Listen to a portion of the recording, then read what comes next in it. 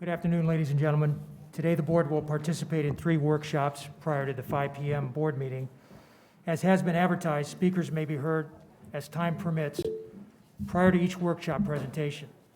We will stop speakers at such time, if necessary, to conduct the business of the board. Any remaining speakers who have not been heard by that time will have the option to become non-agenda speakers at the board meeting. I now call the workshops of the School Board of Palm Beach County to order at 1 p.m. on June 23rd, 2021. Mrs. Bass, please call the roll. District 1, Barbara McQuinn. District 2, Alexandria Ayala. Here. District 3, Karen Brill. Here. District 4, Erica Whitfield. Here. District 5, Frank Barbieri. Here. District 6, Marcia Andrews. Here. District 7, Deborah Robinson. All right, before I announce how many board members we have present, we need a motion to allow Mrs. McQuinn to attend telephonically or videophonically. We have a motion by Mrs. Andrews, seconded by Mrs. Whitfield. Mrs. McQuinn, would you state for the record why you're not here today? I will, yes. Bronchitis and sinus infection, so you don't want me there, but thank you for allowing me to join virtually. All right, all those in favor of the motion? Motion passes 6-0 with Dr. Robinson not present. We have quorum. Also joining us is Superintendent Dr. Donald Fenoy, General Counsel Sean Bernard, Inspector General Teresa Michael, and Board Clerk Carol Bass. Senior staff members will join us periodically as directed by the superintendent. Viewers and listeners can access the meeting today by either watching on Comcast channels 234 and 235, UVerse channel 99, or by using the YouTube link on our webpage at palmbeachschools.org. In the event that the link is interrupted for technical reasons, please switch over to the TV channels. All board meetings are recorded in their entirety and posted on the district website within 24 hours. We also offer a listening-only option which the public can access by calling 561-357-5900 or toll-free at 1-866-930-7015. The meeting ID is 1-561-880-1124 #. This meeting is being transcribed by a closed captioner, so remember to speak at a reasonable pace. Will everyone please stand for the Pledge of Allegiance to the flag of the United States to be led by Dr. Fenoy. I pledge allegiance to the flag of the United States of America and to the republic for which it stands, one nation, under God, indivisible, with liberty and justice for all.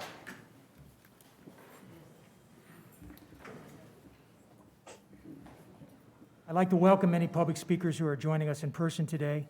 While your attendance here at the board meeting is appreciated, please be mindful of important safety protocols that the board now has in place to conform with COVID-19 safety guidelines and school board policies. The School District of Palm Beach County supports the peaceful assembly of persons to express themselves regarding matters concerning district students, employees, and the community. However, such peaceful assembly results in a disturbance, those persons may be subject to arrest or other lawful action. So please be respectful of all persons who are present on school district property. In an effort to keep all participants and district employees safe, everyone must obey all lawful orders issued by law enforcement, which may include remaining or moving to a specific area or location, lowering voices for safety reasons, or other safety-related commands.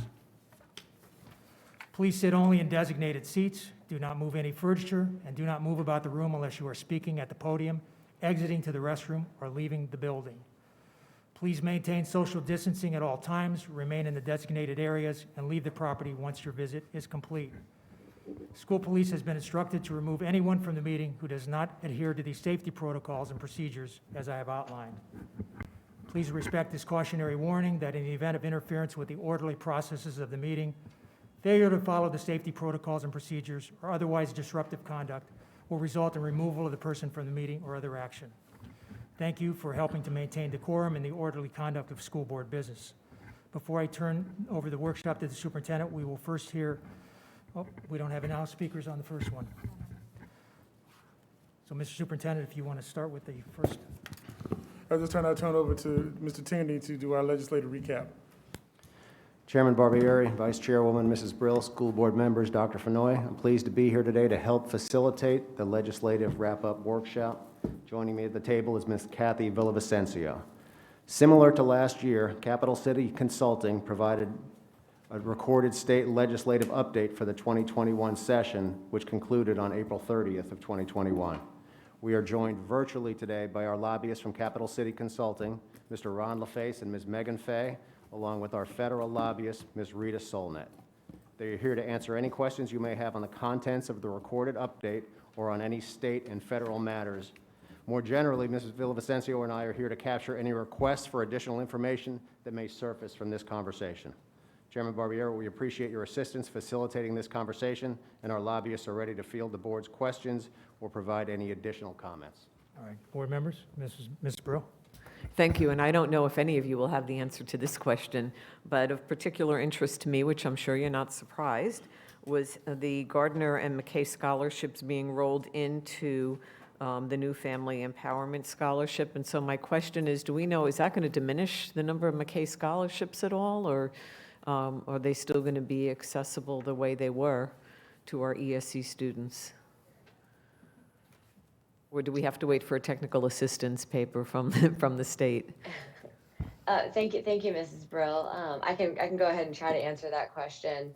When the bills moved through the legislative process, there was quite a bit of feedback, particularly from parents of Gardner and McKay students, and it was said numerous times on the record that the intent was not to diminish the benefits that those students got out of the current program, nor to kind of deny them access to the program in light of changes by rolling them into the Family Empowerment Scholarship, that other students would be able to take their place.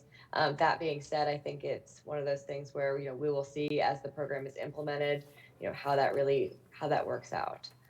So I do think kind of it's a little bit too soon to tell, if I were answering your question, but that is not the legislature's stated intent. Thank you, Megan, and I'll add a little bit to that, Ms. Brill. I completely agree with what Megan said as far as her answer goes, and I believe really the main reason, just looking at it from a building this new scholarship program angle, they built a lot of the changes they made to the Empowerment Scholarship off of the way that the McKay and Gardner scholarships were designed. So they really kind of used that as a roadmap to things that they were doing with the other scholarship program. And so it was more of, it made sense to them to combine them all into kind of a single program, but in no way really impact the way that Gardner and McKay were operating today. They were just used as more of an example and roadmap for things that they did to other scholarship programs.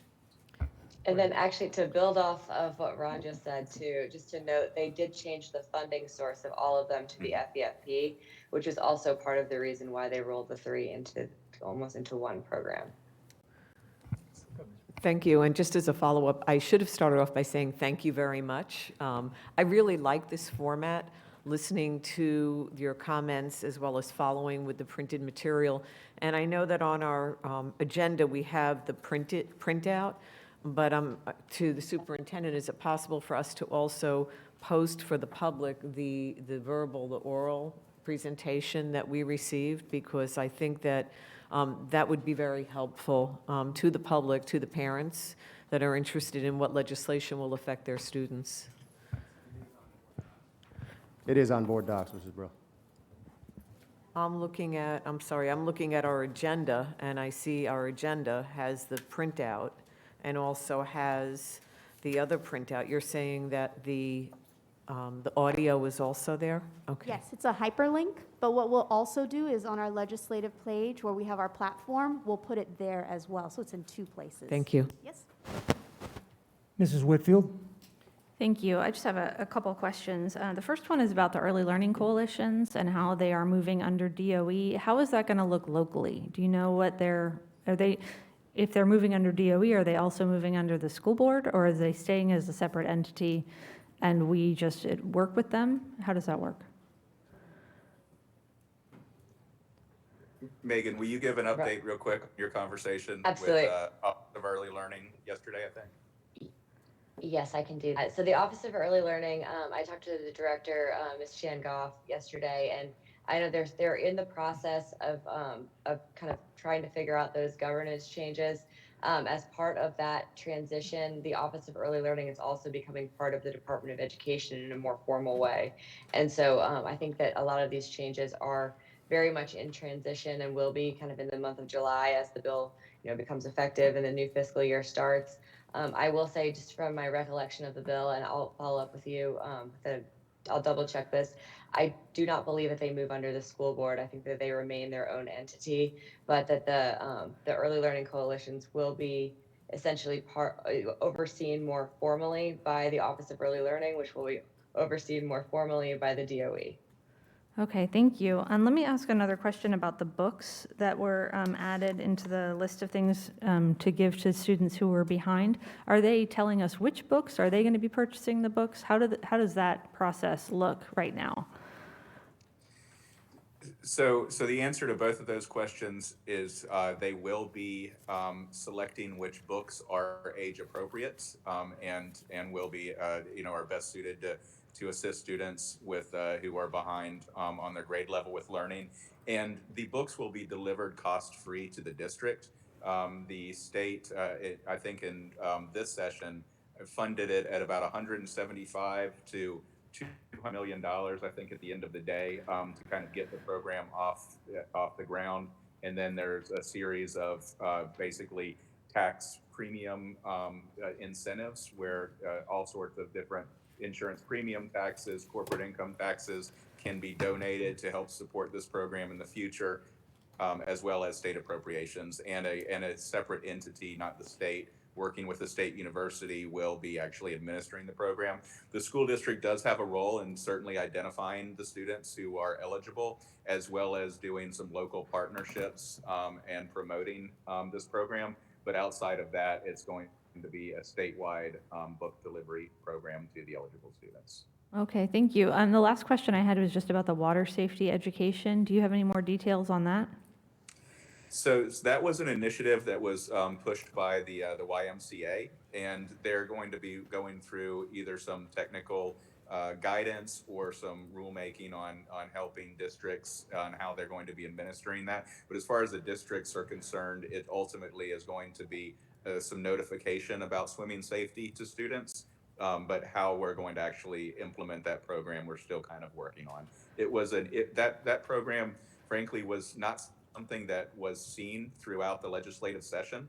At the very end of session, when they started rolling, the education train together, and that's, I think it was Senate Bill 1108 that had all of the different pieces in it. This was an issue that had come up. Everybody certainly supported the initiative of getting water safety training and information out to parents, but it wasn't something that was necessarily vetted through the entire legislative process. It kind of showed up for the first time at the end. So there is some work to do on exactly how it's going to be implemented, but I can certainly keep you updated on that, Ms. Whitfield, if you would like. Yeah, I would just be interested in how we incorporate our local organizations here, because we have people who are doing that work currently. So if it's just a process of how we get the information about these lessons in the community out to students and their families, I'd be very interested in that. Finally, let me just say thank you to both of you for all your work. I really appreciate it. Having you guys in our corner just means everything in Tallahassee. So I really appreciate all your work, and you do such a good job of recapping this in a very tumultuous time. So thank you so much. Thank you. Mrs. Andrews, then Vice Chairwoman Brill. And thank you so very much for this recap. We just returned from the Florida School Boards Association, and they did a recap, so this is just double information that we're receiving. But as we are out for the public, one bill I would like to have more explanation about is the Parents' Bill of Rights, House Bill 241, which creates a new chapter in the Florida statutes for the Parents' Bill of Rights. Can you talk a little bit about that and how parents will know that parents have always had rights, but this gives them some specifics of things that they need to be looking at based on the changes that we have within the country right now, within the state of Florida, as for parents to know what their rights are. Yes, certainly, and that is, I'm glad you identified that bill. It is certainly a bill that has been proposed by various members in the legislature for the last few years, and this year certainly made it across at least the legislative finish line. I would say, this is a bill that, this is one of the few bills that we're still watching from a governor's action standpoint, not because there's, much new language in here about education bill of rights or education rights for parents, because most of these rights already existed at some place in Florida law, and the bill really coalesced all of those into a single place and is intended to help parents understand what their existing rights are as a parent as it relates to their child's education. But there is some angst by the Florida Medical Association about this bill as it relates to healthcare. And they had sent a letter into the governor asking for the governor to veto this bill. We're not quite sure what will happen on the bill ultimately. But as it relates to education specifically, like I mentioned, the rights that are in this bill, it was not intended to create anything new that a parent did not already have. There is some language in here about school board policies when it affects parents' rights, and currently under constitutional review, when a school board does a policy, it really has to just have a rational nexus, which is kind of the legal term to basically having a very good reason to do a school board policy that impacts the parents' rights. But they do raise that standard to a sort of a strict scrutiny standard, where it actually has to have a direct nexus and it has to be the least restrictive way of doing the policy. So from a board perspective going forward, it will have some impact on how you all develop policies, or how any school board would develop policies that affects the parent right, and will be a higher standard in order to make sure that those are constitutional. But outside of that is really just taking all of the existing parental rights that are scattered throughout the education code. I mean, there are multiple chapters, and unless you're an attorney and really know what you're looking for, it's kind of hard to identify the rights. And so it kind of puts them all in one place, and then asks school boards to publicize that on their website, and making sure that parents have an easy way to know, exactly what rights they have when it deals with their child's education in the public school system. Mrs. Andrews? And just to follow up, I really want to thank Rita Solnet, as well as your firm, Capital City Consulting, for working so hard for the CDL program at West Tech, to be able to get the governor to sign off on the $426,000 to help us make sure that we can train students as well as adults on CDL so that they can be employable and we can help employers get workers. It was great, and we were so pleased to have that. And the other one that I'd like to ask about is the moment of silence, the moments of silence in public schools, House Bill 529. Yes, ma'am. House Bill 529 will create a new moment of silence in all public schools for students to reflect on whatever they would like to reflect on during that period of silence. Megan, correct me if I'm wrong. I think there is a time period within the bill of how long. The bill. It's actually interesting. The bill does not specify the exact length of the moment, but the bill analysis contemplates 1 to 2 minutes of silent reflection by a student in the morning. First, I believe it's in the first period of the day. Go ahead, Ms. Andrews. Just to follow up, because some schools really have their moments not right at the very beginning of the day. So does that matter if a school actually has their announcements after maybe a morning class? Many times classes may start at 7:30, but they start their announcements midway. So would that be an infraction, or does it matter as long as the students are getting that time to reflect? We'll have to look that up and get back with you. I'm not entirely sure the answer to your question off the top of my head. Any other questions from the school? The bill is somewhat vague when it comes to the exact specifics. So this is one that we're going to kind of be working through the implementation of as well. All right. I'm sorry? Mr. Board Chair, I just suggest that we make sure we hear from our federal lobbyists during this session as well. Yep. We have a question from Mrs. Brill first. Vice Chair Brill, go ahead. Thank you. I actually have two other areas that I wanted to ask you about. Now, I lost the first one. but it was about the school advisory committees being able to meet virtually. My question on this one is, was there anything in the bill that requires it to be recorded? And if not, then to the superintendent, if schools do hold them virtually, can we please have them recorded and placed on the school's website so that families can have access? So the question is there anything in the bill that requires a virtual meeting be recorded for school advisory committees? Thank you for that question, Ms. Brill. So there was nothing in the authorizing legislation that would require itself for the advisory committee to be recorded, but I don't think that that also necessarily allows an advisory board not to record their meeting. So the issue is that advisory boards are subject to quorum and sunshine laws. And all this language did was exempt them out of the in-person quorum.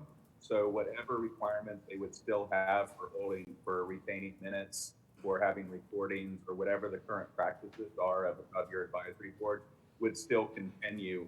It would just be that the members of the council did not need to be physically present in order to have quorum for their meetings. Thank you. And so to the superintendent, with recorded meetings, they always tell you that it's being recorded and you have to say, yes, you agree to it. And I do think that this is an opportunity for more parental involvement. If they do have a remote meeting, that, parents get to see that. So that would be my ask on that. And then for the students with disabilities, a House Bill 149, which talks about having definitions and limits for the use of restraints. That's something that this board has been really watched over. Every quarter we get a report on restraints.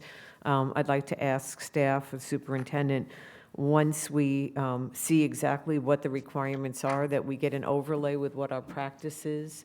I suspect that we're probably better than most because we do oversee that, but just to make sure that our practices are in line with that bill. Thank you.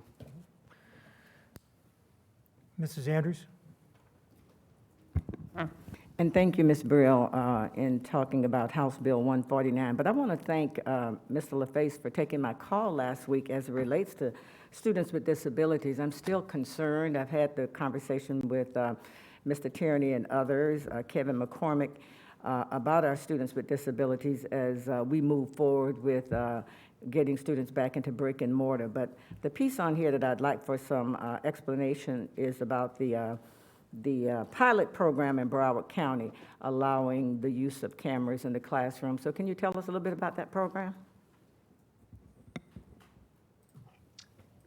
Yes, Ms. Andrews, I can let you know that the bill does authorize that pilot program limited to Broward County.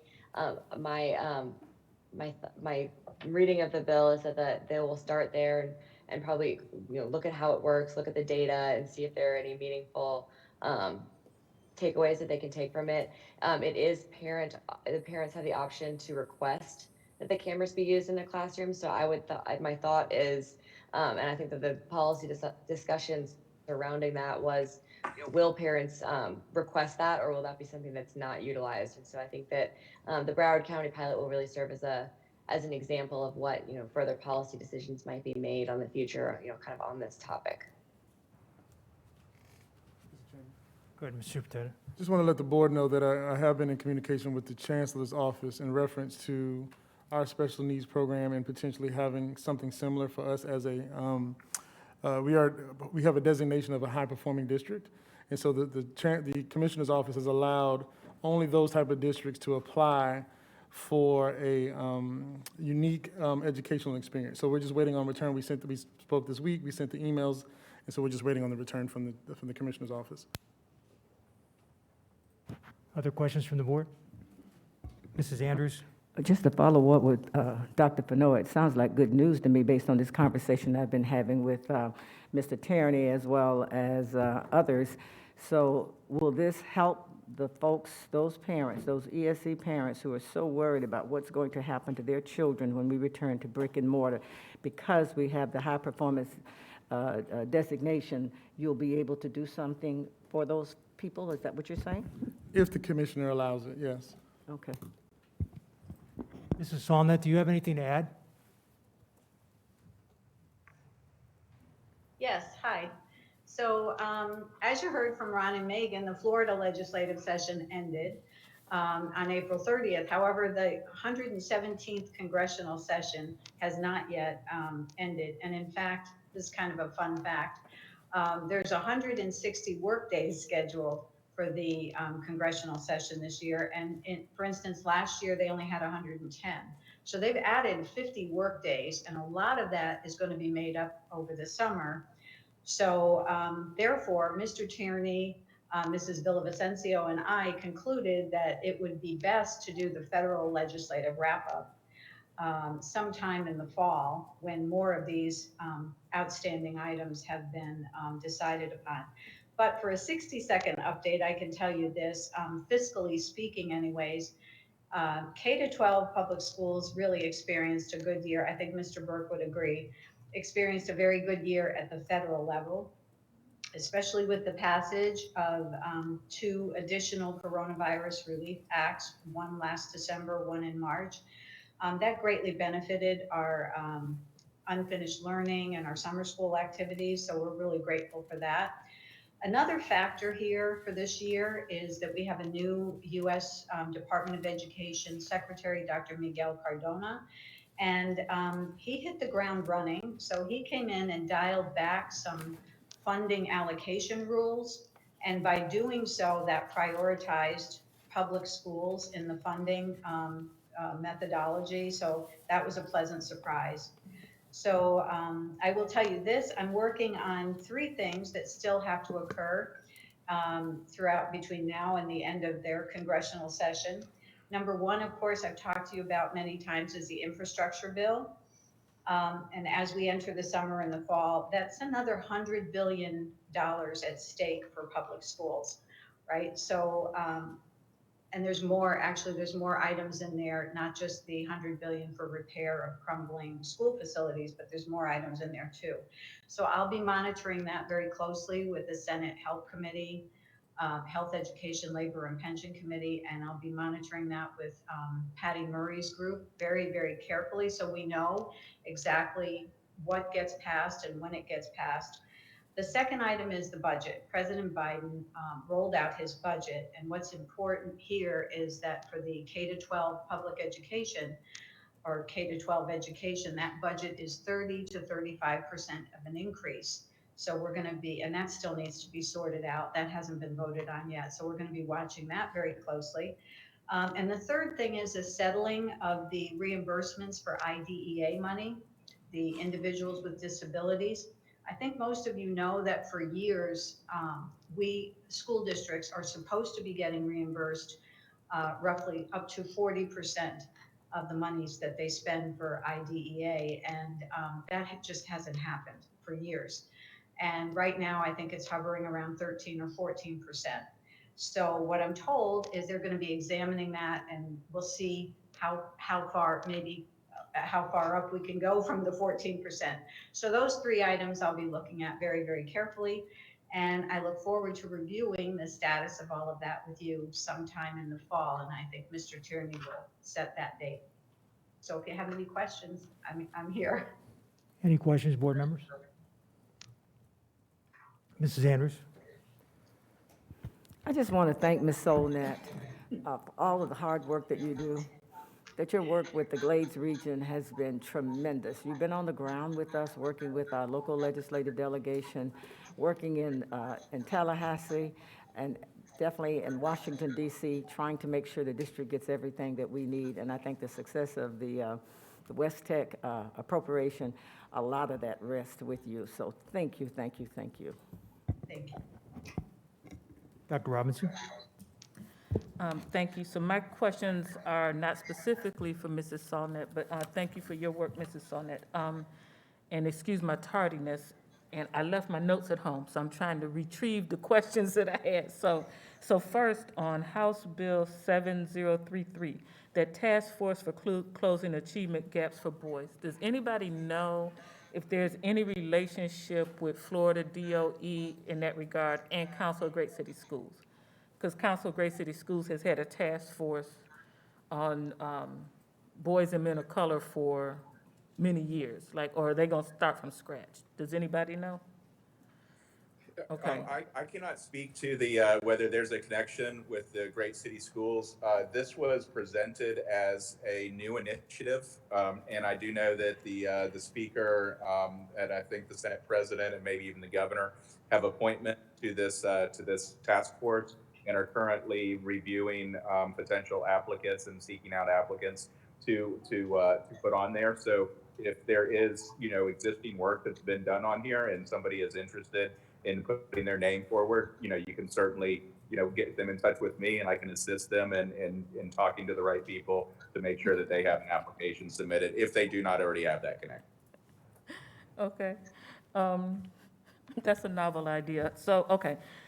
Senate Bill 1028, allowing the virtual charter schools to serve part-time students. I think it's just something that I don't understand. So this is for charter schools whose charter contract has them educating in a total virtual manner? Is that what that is?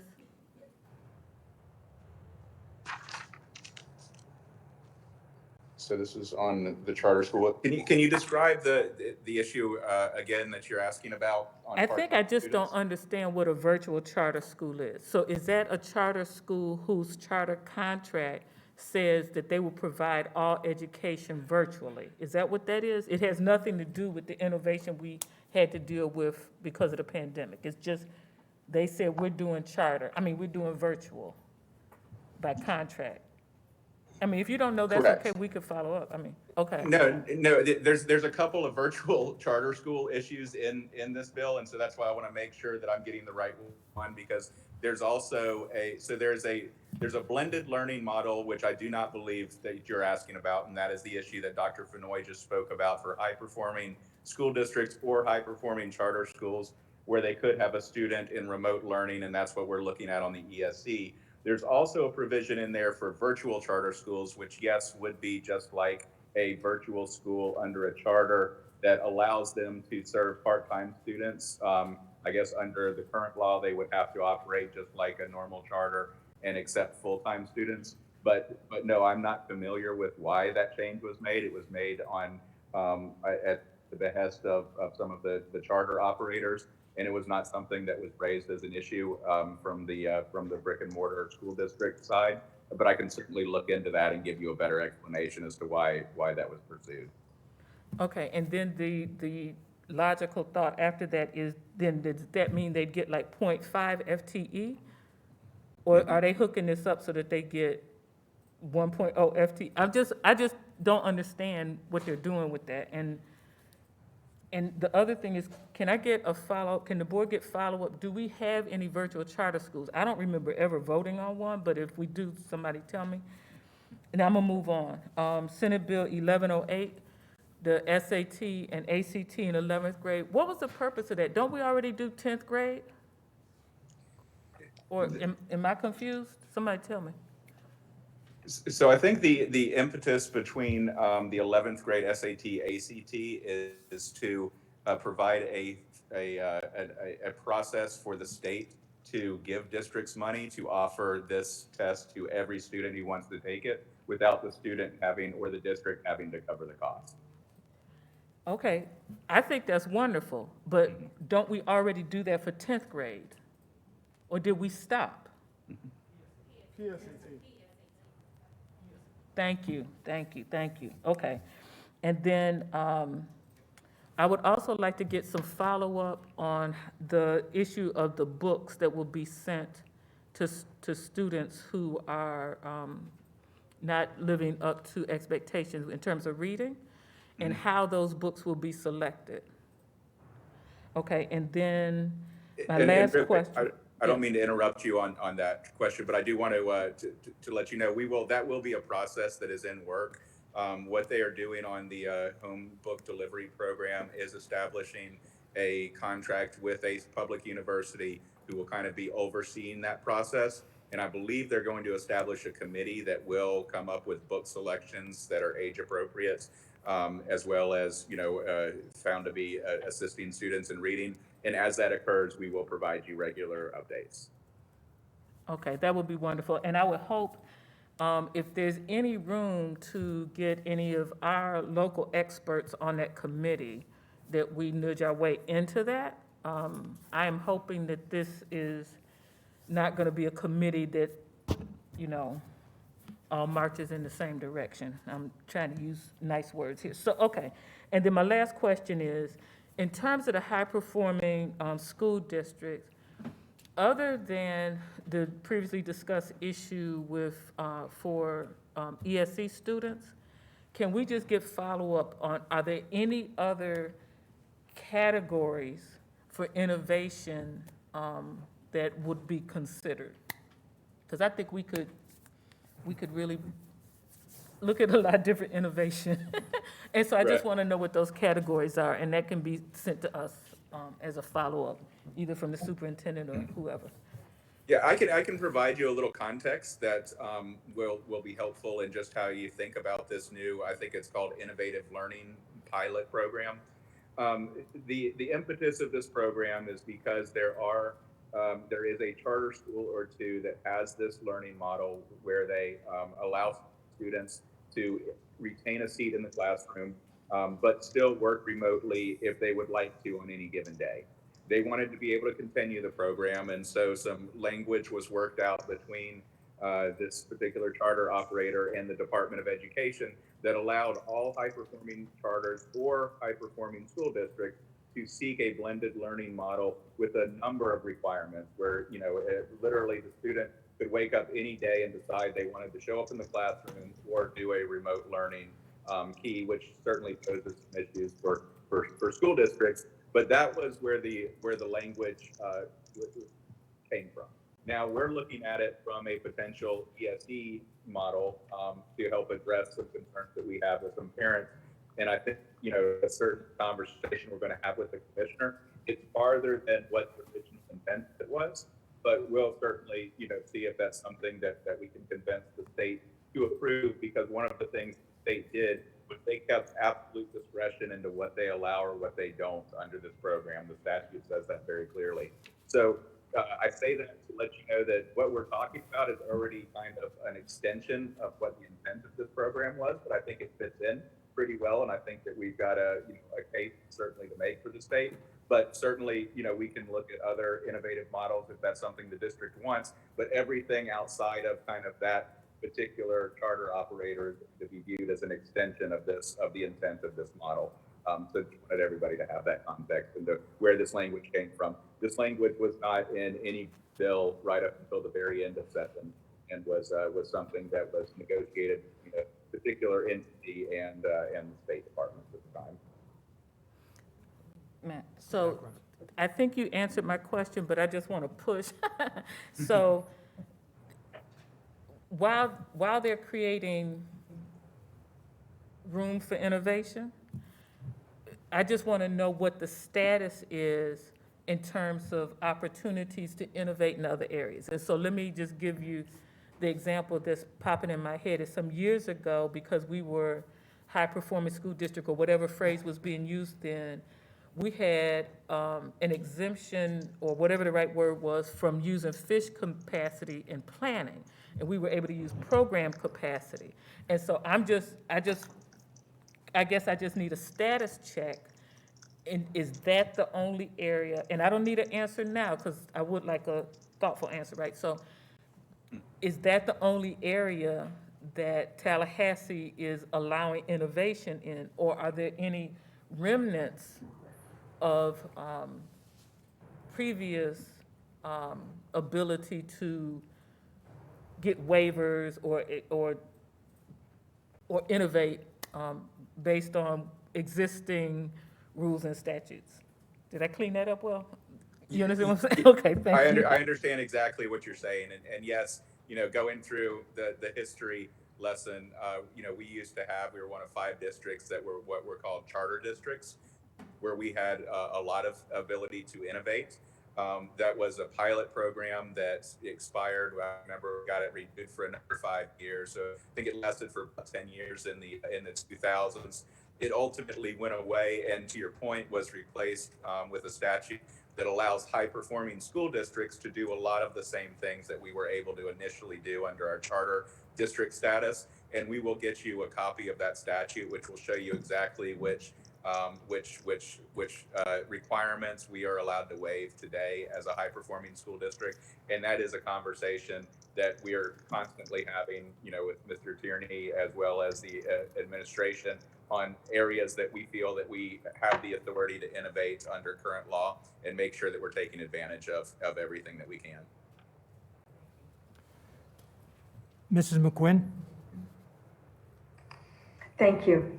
I want to thank you for the answer about the innovation, and I would like for us to follow up with that because we've talked well over a year ago now that with some additional monies, we have the opportunity to do some innovative things. And I'm interested in what other districts, even throughout the nation, are doing. So this is our opportunity to do something innovative. But I really want to add my thanks to Ms. Solnit and Mr. LaFace and Ms. Fay. Your communications have been frequent, which I so appreciate. I really mean that, because I'm not having to digest too much at one time. So I really get it. And the fact that you almost always put it in layman's terms that I can understand. So I so very much appreciate that. Thank you. Thank you. Mrs. Andrews? And thank you. And I know a lot of our ESC parents are listening closely to this meeting today, because we've been working on trying to figure out how we can meet the needs of each one of our ESC students, each individual student based on their IEPs. Surely we're talking about having students come back to brick and mortar, but some may not be able to do it based on their IEPs. And some ESC children have flourished in this virtual sphere. And parents recognize that, and they're fighting for their children. And this is why I'm happy to hear that we will have some leeway, hopefully, because of our designation from the state, that they're going to be looking at options. And so I'm so pleased for the ESC piece. But as I talked to parents, some of them told me, Ms. Andrews, have you all had a chance to evaluate students who may not have performed well in the brick and mortar, but guess what? They did outstanding work in the virtual settings. And I said, no, we haven't looked at that yet, because at this point in time, we're asking, kids to come back. And so we need to really kind of look at ourselves and how we do business, because if there are children that really excel, because you have social and emotional things that happen to you as you return to school. And yes, I think it's a great thing to have those relationships and to be back in the schools. But some kids may not be able to function, and maybe some have not been successful. So I think that's something we're looking at, and I think we need to look at it at the local as well as the state level, because I think in the end, since we've had to go through this pandemic, which has been truly horrific for so many of us, because it's hit us in so many different ways, that we've got to look at each individual child and figure out how we can give them the best education possible. So being able to have this high-performing status with the state, and as we look at how we educate each child, I'm happy that we're going to have options, hopefully, if we can get that sign-off from the commissioner. And it may not just be for ESC. So I know these ESC parents that are listening today, you're happy to hear that there's some maybe good news maybe at the end of the tunnel, but it's still not in our hands yet. But we need to look at the whole picture of how we take care of each and every student based on their needs. Thank you. All right, there any other questions? Thank you, Mr. LaFace, Ms. Fay, and Mrs. Solnit. Appreciate your help with us. Thank you. Mr. Superintendent, before we start with the updated reopening, I've speakers to call on. So we have 20 speakers here today that are in person. I'll call your name 3 at a time. Whoever gets there first out of those 3, just state your name for the record, please, and watch the clock. You'll have 3 minutes to address the board. We'll start with Amanda Silvestri, Jennifer Showalter, and Amanda Lipke. Thank you.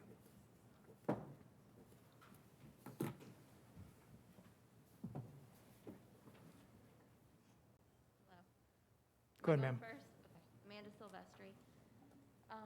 480 hours, that is how many hours my 6 and 8-year-old had to attempt to breathe through a mask, read aloud in class, talk to their friends, share their projects, and for the majority of the year, play at recess and participate in PE.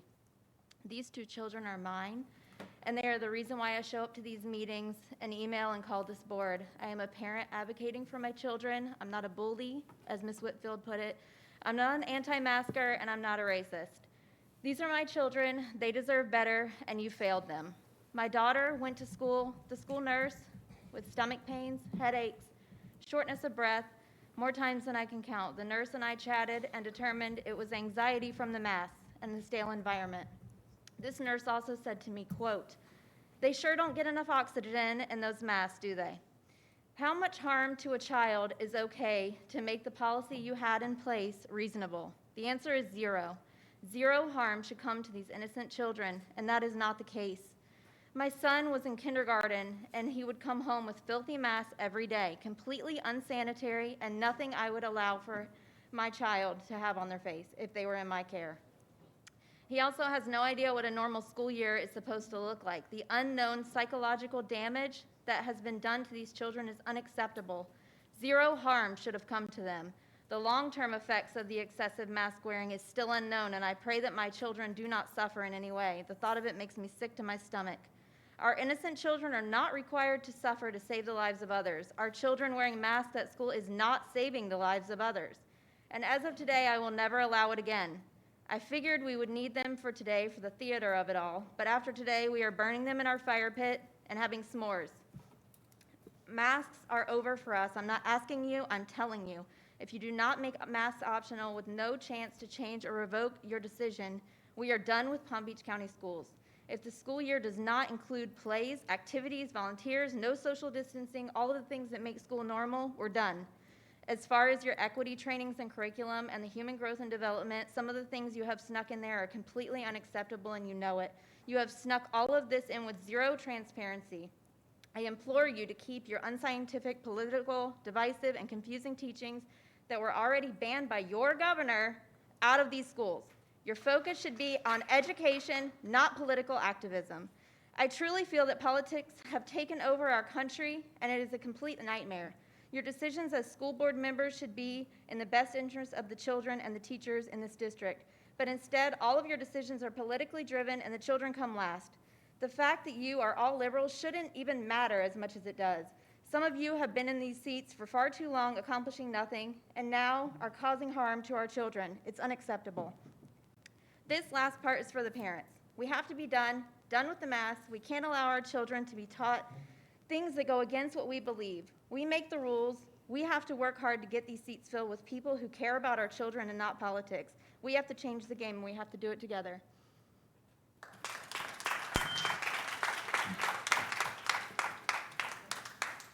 I've got a copy.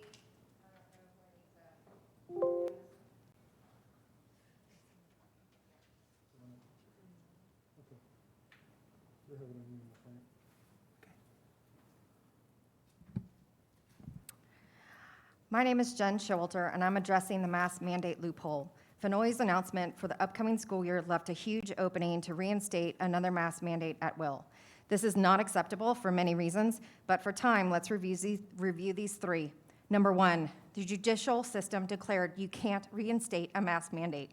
The judges in the 1st District declared the government mask mandates are unconstitutional. In his ruling, Judge Tannenbaum highlighted that, quote, the right to be let alone by government does exist in Florida as part of a right of privacy that our Supreme Court has declared to be fundamental. As we are about to explain, the Supreme Court has construed this fundamental right to be so broad as to include the complete freedom of a person to control his own body. Under this construction, a person reasonably can expect not to be forced by the government to put something on his own face against his will, unquote. Tannenbaum's assertion echoes the right of privacy in the Florida's Constitution's Declaration of Rights. Though we are not part of the 1st District, this ruling sets a precedent for the entire state. Number 2, Fauci's emails prove we were lied to about COVID and especially about mask usage. He lied about not knowing COVID might be engineered. He lied about being part of gain-of-function research. Fauci knew masks didn't work and told people not to wear them. He told a medical school dean not to mandate masks and said, quote, "The typical mask you buy in the drugstore is not really effective in keeping out the virus, which is small enough to pass through the material," unquote. Number 3, the University of Florida research finding on masks. Parents sent 6 masks to the University of Florida's Mass Spectrometry Research and Education Center for analysis. The masks were either new or freshly laundered and then worn 5 to 8 hours at school. The resulting report found that masks were contaminated with bacteria, parasites, fungi, including 3 with dangerous pathogenic and pneumonia-causing bacteria. No viruses were detected. Tuberculosis, meningitis, diphtheria, and more, on the other hand, were found. I would also point out that one of our board members, along with all the rest of the state board members at this Florida School Boards Association conference in Tampa, were photographed in a crowded room, not socially distanced, for long periods of time without a mask. You can find it on Facebook. Let's also remember that every single RCT ever performed on masks have shown they are not effective. Your mandate was the parents' equivalent of Pearl Harbor. We were like 1930s America, too trusting, asleep, and willing to stay out of the fight. Not anymore. Parents are not going to back down. We will not forget come elections. None of your words from here on out will matter to us because we know what you have done. We know how you have voted, and we know it goes against our rights. After Amanda Lipke, Tracy Lawler, Julie Damsker, and Danielle Underwood. My name is Amanda Lipke. I'm sorry? Sorry, can you start the clock again? My name is Amanda Lipke. Go ahead. I just have a couple questions. I agree with what was just said about the masks. My first question is, what changes, if any, will happen with curriculum for students or teachers given the Florida Department of Education's unanimous ruling against CRT? This includes your current culturally responsive... Mark, can you turn your microphone up? I'm sorry, ma'am. We can't hear you. Mark, would you turn it up, please? I think the mask is over. Can you restart Just put the microphone closer to your mouth if you wouldn't mind. Yeah, sure. Thank you. Sorry. Start over with the time, Mark, please. Sorry about that. Go ahead, Ms. Lipke. Okay, my name is Amanda Lipke. I just have a couple questions. What changes, if any, will happen with the curriculum for students or teachers given the Florida Department of Education's unanimous ruling against CRT?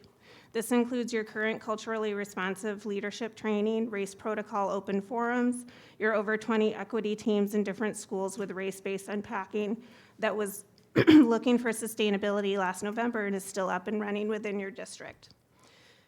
Can you also answer if there will be ideologies within the schools like this that is an actual paper from a classroom? White teachers and white children, white teachers and the white children that they teach need to understand their position of privilege and need to understand the challenges faced by those who are less privileged.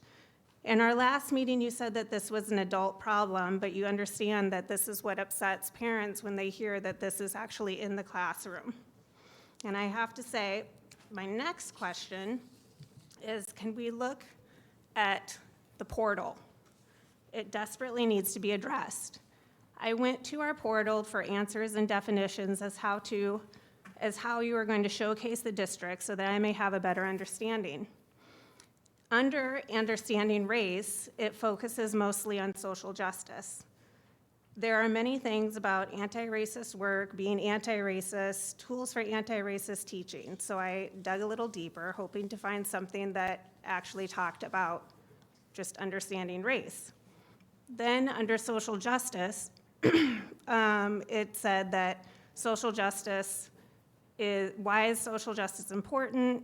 It is the most important work. Why is it in our school? Why does it matter? So I was like, what is social justice anyway? And this is how you define it on our portal. The notion of social justice has become pertinent in education, especially in urban communities that have a history of being oppressed through schooling. If you work hard and get straight A's in school, it does not automatically mean that you will attain social mobility. This is the very nature of capitalism. Somebody wins and many people lose. This is particularly true if you are from a poor or working class community. What I am describing here is social reproduction theory developed by Karl Marx. to illustrate the ways that social inequality is passed on from one generation to the next. We cannot talk about schools without addressing race, class, gender, ability, sexuality, and politics because education is a political act. This is how you define social justice on our portal. I cannot in good conscience send my child to a district that believes this or promotes this to any child, no matter their race. This is not inclusion. Race-first thinking is not how I want my child to think, not how I think, and not how I think you should conduct business, plan curriculum, or teach your teachers. Please address this.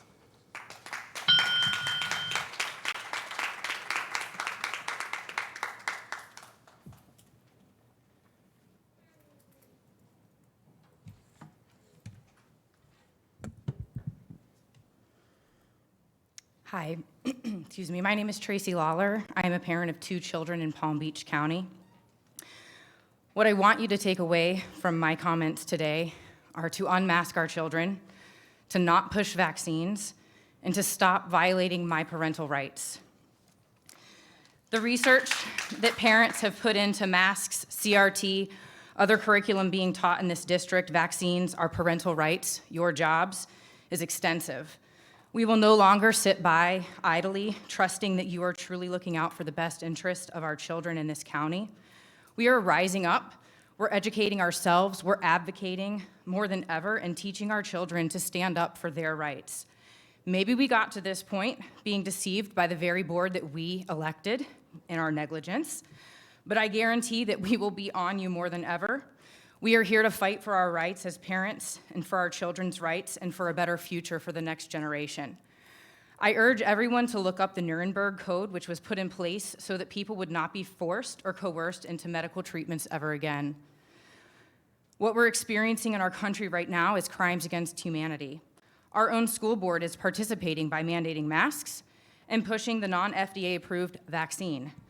Do you know that yesterday, the World Health Organization released updated advice stating quote, more evidence is needed on the use of the different COVID-19 vaccines in children to be able to make general recommendations on vaccinating children against COVID-19, end quote.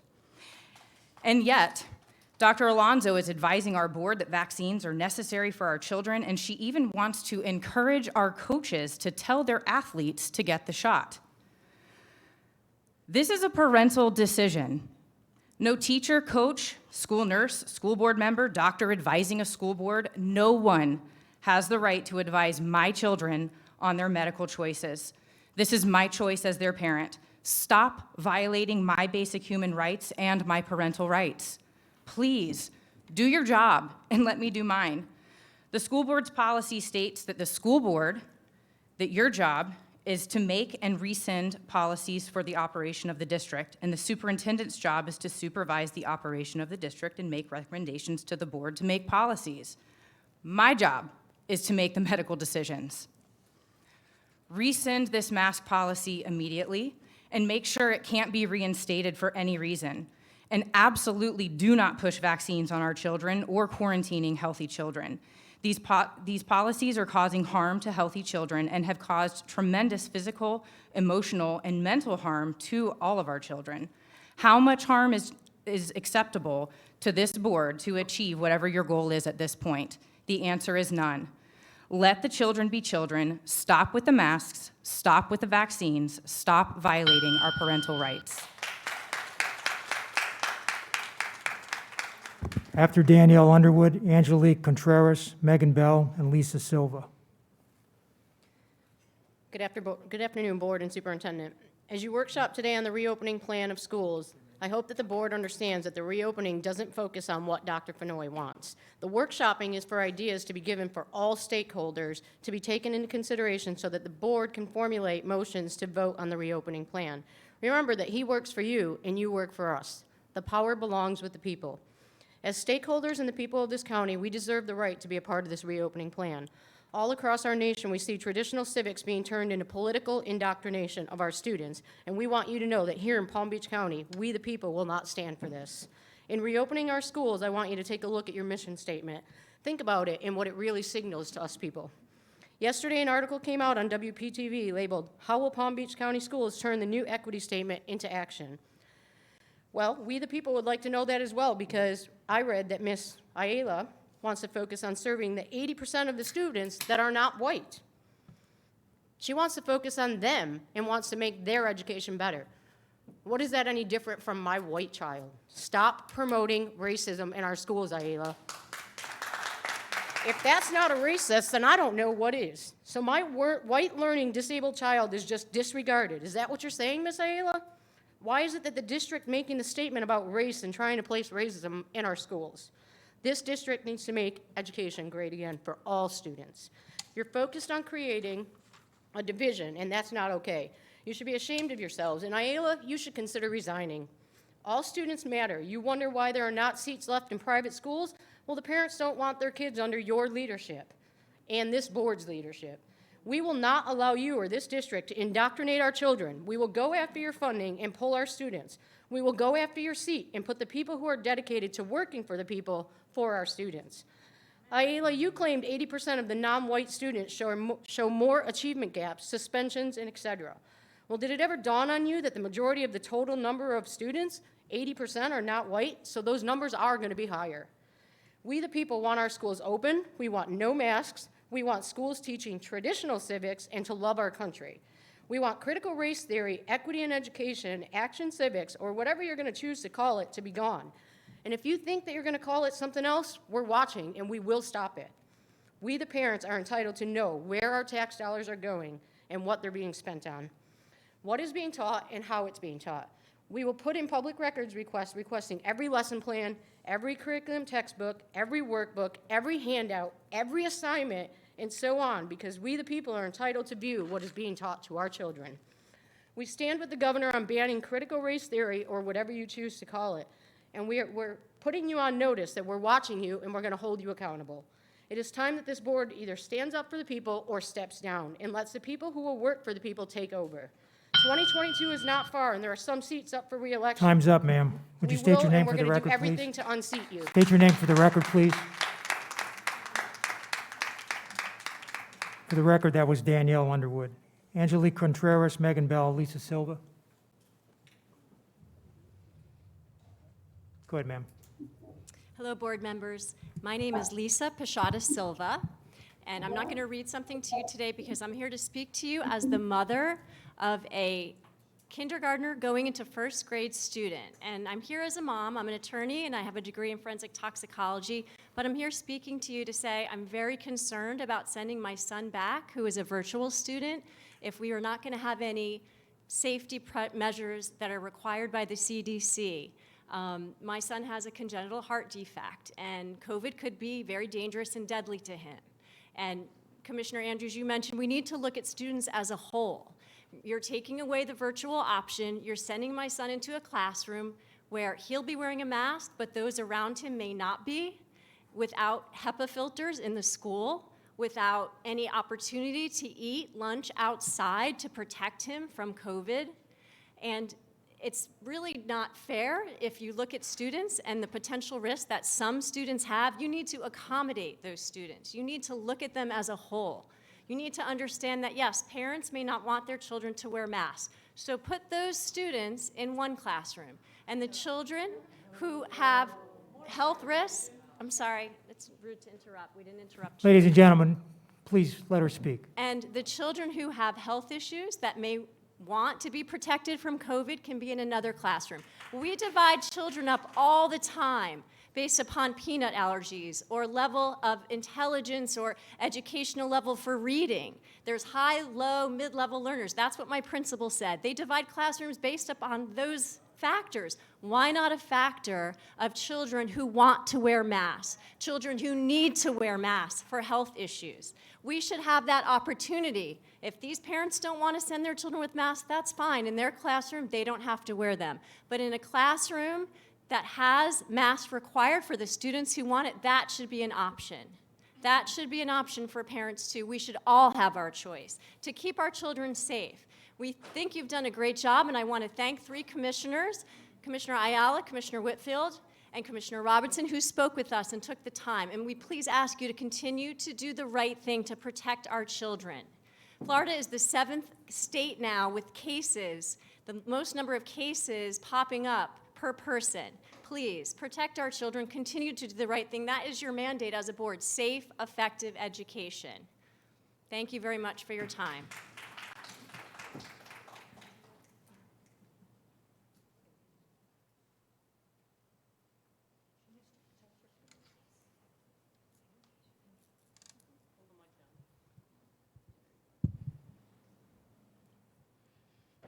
State your name for the record and go ahead. My name is Angelique Contreras, and I am one upset parent. One, because of this board has continued to try to dictate our children's lives. And two, because of groups like Megan Bell behind me that want to keep masks on our kids till vaccinated when there is huge risk for children. On my phone, I have multiple photos, and I'm gonna show them to the board. On June 3rd and over the weekend after that, Miss Erica Whitfield was seen in a photo at the Florida School Boards Association conference without a mask on. On June 3rd, she was also at the leadership of Palm Beach County inside without a mask on. Okay? On June 3rd, this entire board was at the new high school breaking ground, and not one of you were wearing a mask. Yet our kids have to wear a mask for 7 hours a day, 5 days a week. All right, so let's show the stark difference.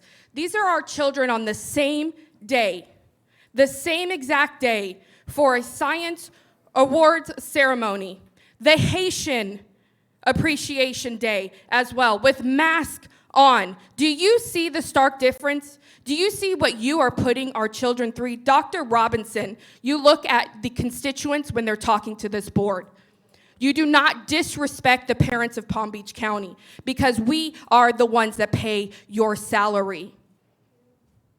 We will no longer comply with anything that comes out of this board's mouth because you are complete hypocrites. If you don't follow the rule, why should we send our children to school? To be tracked, to be traced, to be tested, and to be masked. We will not comply. We will pull each one of our children out of the school district, and you will lose your tax dollars that go and supply education for these kids. We will no longer allow indoctrination when we should be educating our kids. Ayala, I don't know who you think you are. Erica Whitfield, I don't know who you think you are. Miss Robinson, I don't know who you think you are controlling this board. And Dr. Fenoy, I understand that you think you are in power, but you do not power anybody in Palm Beach County. We the people are in control, and we say what goes in Palm Beach County. Enough is enough. We will no longer allow you to be on this power trip. In the political field that you're playing right now, where there's a segregated room that not one person has been called on, where we have to sit unmasked, and then the mask room, enough with the political theater. Enough. Enough with the political theater. We're done. After Megan Bell, Kara Holtz, Bridget Mao, Melissa Kranzow.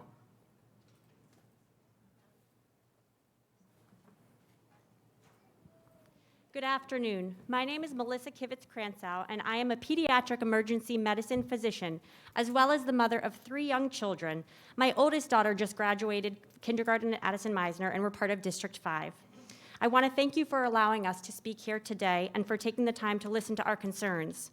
As a pediatrician and a mom, I know firsthand the toll that COVID-19 has taken on our children, physically, socially, and emotionally. And I too long for this pandemic to be over. The COVID fatigue is real. However, it is not over yet, and we need to continue to protect our children, those children under 12 years of age who are currently ineligible for the COVID vaccine. There are children who do get severely ill with COVID, and some who go on to develop long chronic complications, and some who go on to develop a life-threatening complication called MIS-C, which means these children need intensive care unit treatment. With the increasing prevalence of the Delta variant, which we know for a fact is even more transmissible, and the increase in the proportion of pediatric cases, I believe we must not let our guards down yet. This is evidenced by the recent outbreak just reported in Israel last week, a country that has excellent vaccination rates, declining rates of COVID in the country, and yet they just had an outbreak in 2 schools where 45 students tested positive. Although masking provides some level of protection for the wearer, others masking around them is equally important. There are studies showing that masking prevents the spread of COVID-19 in schools, and the CDC and American Academy of Pediatrics continue to recommend unvaccinated children should mask indoors in school. We know that masking works best if everyone in a classroom is masked. It's an evidence-based, safe, effective strategy at mitigating the risk of COVID-19. In fact, the CDC has put forth 10 recommendations for safe school reopening in the fall, and Palm Beach County's school reopening plan aligns with just one of these recommendations. Don't our children deserve for these decisions about their health to be grounded in science and reality? As a pediatrician, I not only advocate for children's physical health, but also their social and emotional well-being, as this is critical to their academic achievement. I fear that having some children masked and others unmasked in a classroom may lead to certain children being ostracized and bullied for these differences. In light of all of this, I am asking you today to consider parental preference when schools reopen in the fall and allow for principals to have the power to form classrooms where masks are required indoors, in addition to classrooms where masks are optional, again, based on parental preference. I would ask that this remains in effect until all young children are eligible to be fully vaccinated. I would also like to ask that the recommendations put forth by the CDC on safely reopening schools in the fall be reevaluated by the board and followed, as this is vital to the health and safety of our children. Thank you again so much for your time and for your consideration.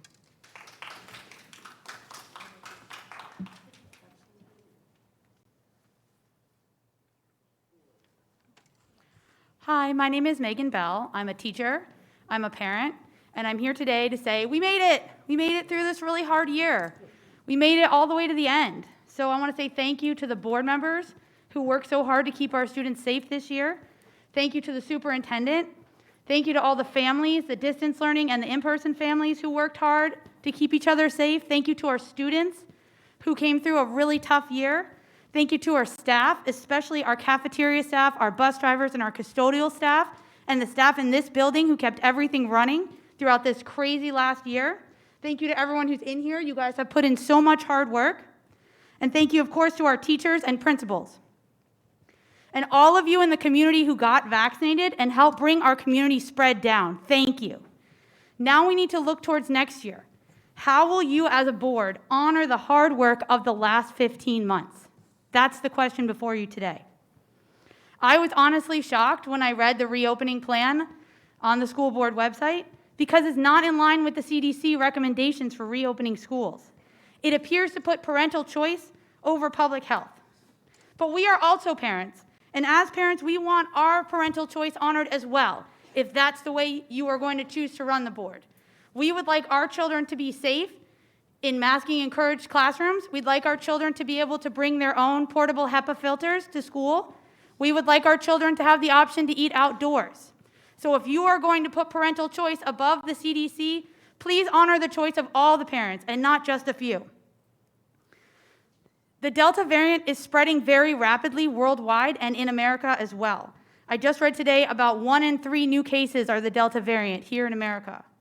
We can look across the world and see what could potentially happen in Florida if we don't take this seriously. In India and Israel and the UK, they're dealing with the Delta variant at very high levels. And they show us what could be in store for us. For example, in the UK, they made masking optional back in May.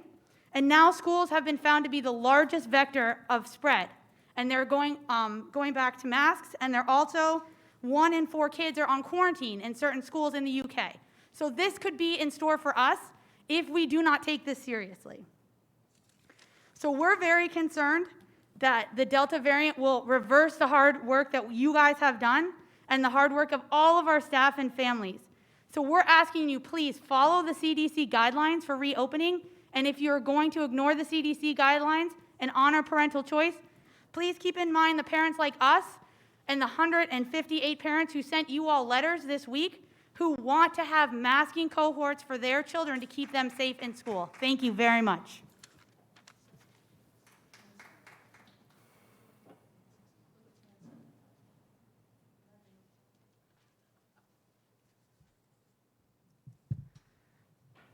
Good afternoon.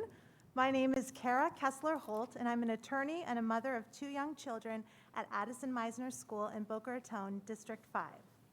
Thank you for allowing us the time to speak here today and for listening to our concerns. I would first like to say that I do not support the superintendent's decision to make masks optional next year. So close to the finish line, now is the absolute wrong time to abandon keeping our children safe by mandating full return to brick and mortar, filled to capacity, with no distancing, with no children vaccinated, with perhaps some teachers unvaccinated, and with some children not wearing masks. The CDC and the American Academy of Pediatrics strongly recommend that unvaccinated children mask indoors in school. Masking is a simple, safe, cheap intervention that saves lives. And masking works best when everyone is masked. It's been proven that COVID transmission is high when the COVID carrier is unmasked, even when the other person is masked. Requiring unvaccinated children to attend school in person at full capacity without distancing or masks is dangerous and a reckless disregard for our children's safety. For these reasons, I am asking the superintendent to reverse his decision not to require masks in schools indoors. If you cannot follow the CDC guidance and the guidance of the EPA, ASHRAE, Johns Hopkins, Harvard, the list goes on, then at the very least, please honor parental choice and allow principals to create classrooms based on masked preference, and where masks are required indoors in some classes, and also classrooms where masks are optional. I've surveyed the parents in my children's classes, and 60% are in favor of masked classrooms, with 22% undecided or didn't care, and only 18% opposing. The majority favor masks. Additionally, I would ask that the recommendations put forth by the CDC and others for school reopenings be followed, as these are critical to the health and safety of our children and teachers, namely eating outdoors and having air purifiers in classrooms. Give us the choice to have our children in a classroom with other masked children. Give us the choice to have our children eat outdoors. Give us the choice to have an air purifier in our child's classroom. If you don't give us the choice, we'll have no choice but to pull our children out of Palm Beach County school system and put them in a school that follows the CDC guidance. Thank you. After Bridget Ma will be Amanda Costa, Adriana Hanson, and Melissa Martz.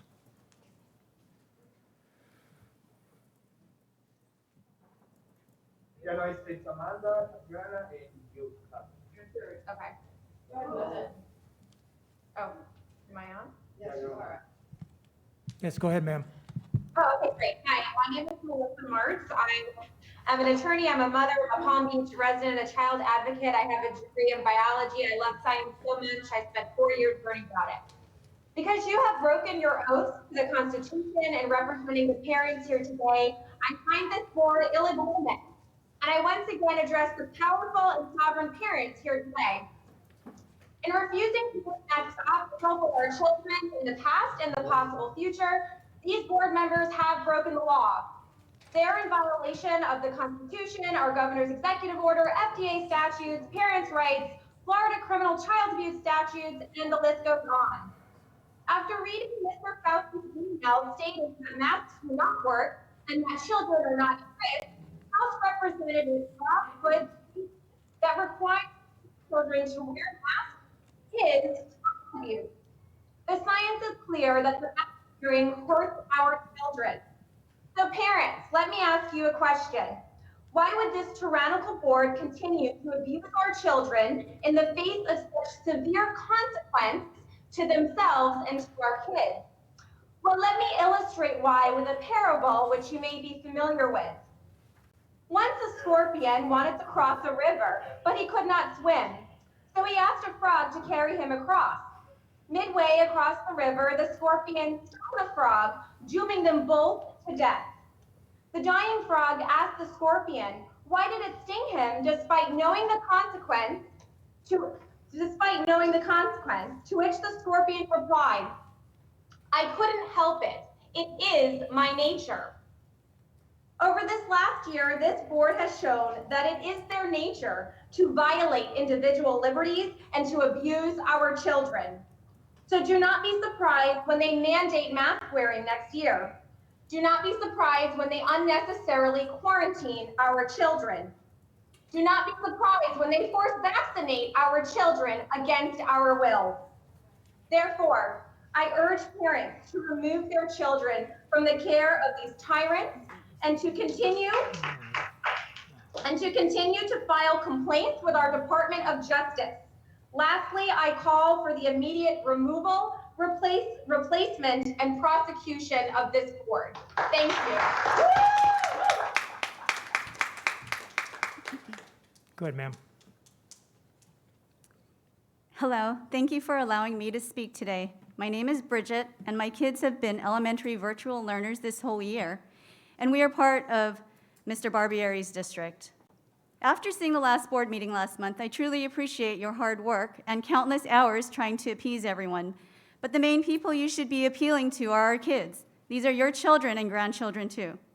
The whole mask controversy could have been avoided if the district stood behind the CDC recommendations in science. But it is also not too late to do so either and make your wrongs right. I left you a chart that you will hopefully get later, and the CDC, EPA, ASHRA, Johns Hopkins, and Harvard have recommended 10 ways to mitigate COVID in the schools, and one strategy is not enough. It must be a layered protection strategy to successfully mitigate COVID. And by the way, this will also help with the common cold, the flu, other airborne illnesses, and also cut down on student and teacher absences and paying for subs. If you look at all of these 10 layered mitigation strategies, masking, teacher vaccination, students vaccinations, MERV 13, UV, inducts, portable HEPA filters, increased outside air, reduced capacity and distancing, eating outdoors, and a 10-day quarantine, what is Palm Beach County Schools doing? They have MERV 13 in, quote, compatible units, and that's it. None of the other protective strategies. Is this the best the district can do? If this were a list, Palm Beach County Schools would surely fail. As a matter of fact, I, along with many parents I have spoken to, will not be sending their kids back to the district with no layered mitigation strategies in place. We will choose to homeschool until we feel it is safe. It is not a threat, it's a fact. And having MERV 13 in, quote, compatible units is not enough to convince us that our children will be safe in your hands. The district is essentially doing nothing to prevent the spread of COVID, so why should we trust you with the safety of our kids? Here's some homework for you. Imagine this scenario and ask yourself this question. Before you were vaccinated, would you yourself sit in an enclosed room with 20 other unvaccinated and unmasked people for 6 hours a day, 5 days a week, every day, every week, taking your mask off to eat? And I wouldn't sit in that room if I were vaccinated. If your answer is no, and just the thought of that scenario makes you cringe, then why would you send your child to an environment like that? I know I would not and will not. Please stand behind the CDC and advocate for our kids. Please give principals the discretion and choice to choose the best ways to implement layered mitigation strategies, such as eating outdoors, allowing teachers to open windows possibly and doors to open outside multiple times a day, allowing HEPA filters, and please gain our trust back that our kids will be safe. Please do what is right. Thank you.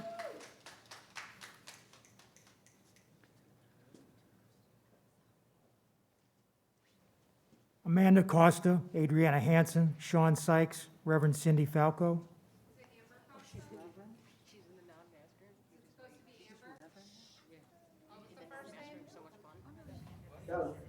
Hello. Amber, okay.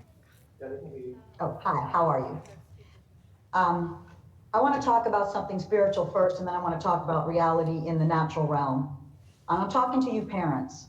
Parents, God gave you unalienable rights, unalienable rights. What that means is that nobody can take them away. That means it's on you to make sure your children do not wear masks. There is no emergency. As you know, it's July 1st, Governor DeSantis, there's no emergency. Why would you be listening to this nonsense about masking your children, which is child abuse? If I would have put a mask on my son, I would have been thrown in jail for stopping my child from breathing. There has been absolutely no evidence whatsoever that masks work, because they don't, and there's no proof. So I'm going to come back to the spirituality. When man became a living soul, God breathed his breath into Adam, and he became a living soul. We're not in maritime law, we're of the land. We are living souls. So don't look for the school board to give you any rights or to care about your children, because they don't and they won't. It's up to you, mom and dad. And I'm talking to those who call themselves Jewish and who call yourselves Christians. It's time for you to step up, stand up, speak up, and take your God-given rights back. I'm appalled about you parents even begging these people on a dais to let your children breathe. It's up to you, mom and dad. It's up to you, grandma, grandpa. It's up to you to stand up and take your unalienable rights that nobody can take away. As I stated, there is no emergency order. It's done. It's finished. Why are you playing this game? This is ridiculous. Do you know there is actually a Florida statute law that says wearing a mask is a crime? It's 876.12. Look it up for yourselves. Stop buying into this bunny trail of them getting you off on other tangents and areas that it has nothing to do with. This is all about the Nuremberg Code, using you as a guinea pig, taking away your soul, getting you magnetized inside with a shot that has microchips in it. Listen, no one can do anything to you unless you allow them. And this is why they're googly goop that they're trying to spew at you. Wake up and do your due diligence. Do you know that the CDC was created by the Rockefellers? Do you know why? To create more vaccination, to make more money. Do you not know that these things are patented? If there's a patent, guess what that means? When you put that patent into your body, such as that vaccine, which is patented, it has a patent number, look it up for yourselves, they own you.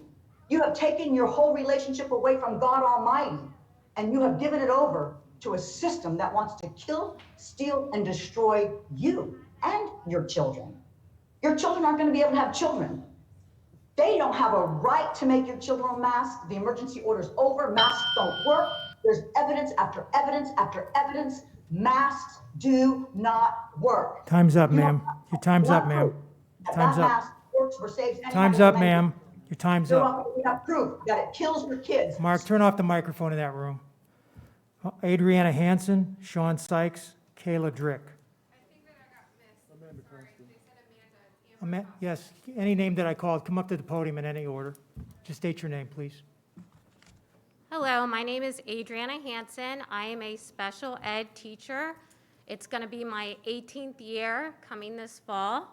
I'm working for the district, but I come to speak as a parent and a mom of a kindergartner going into first grade.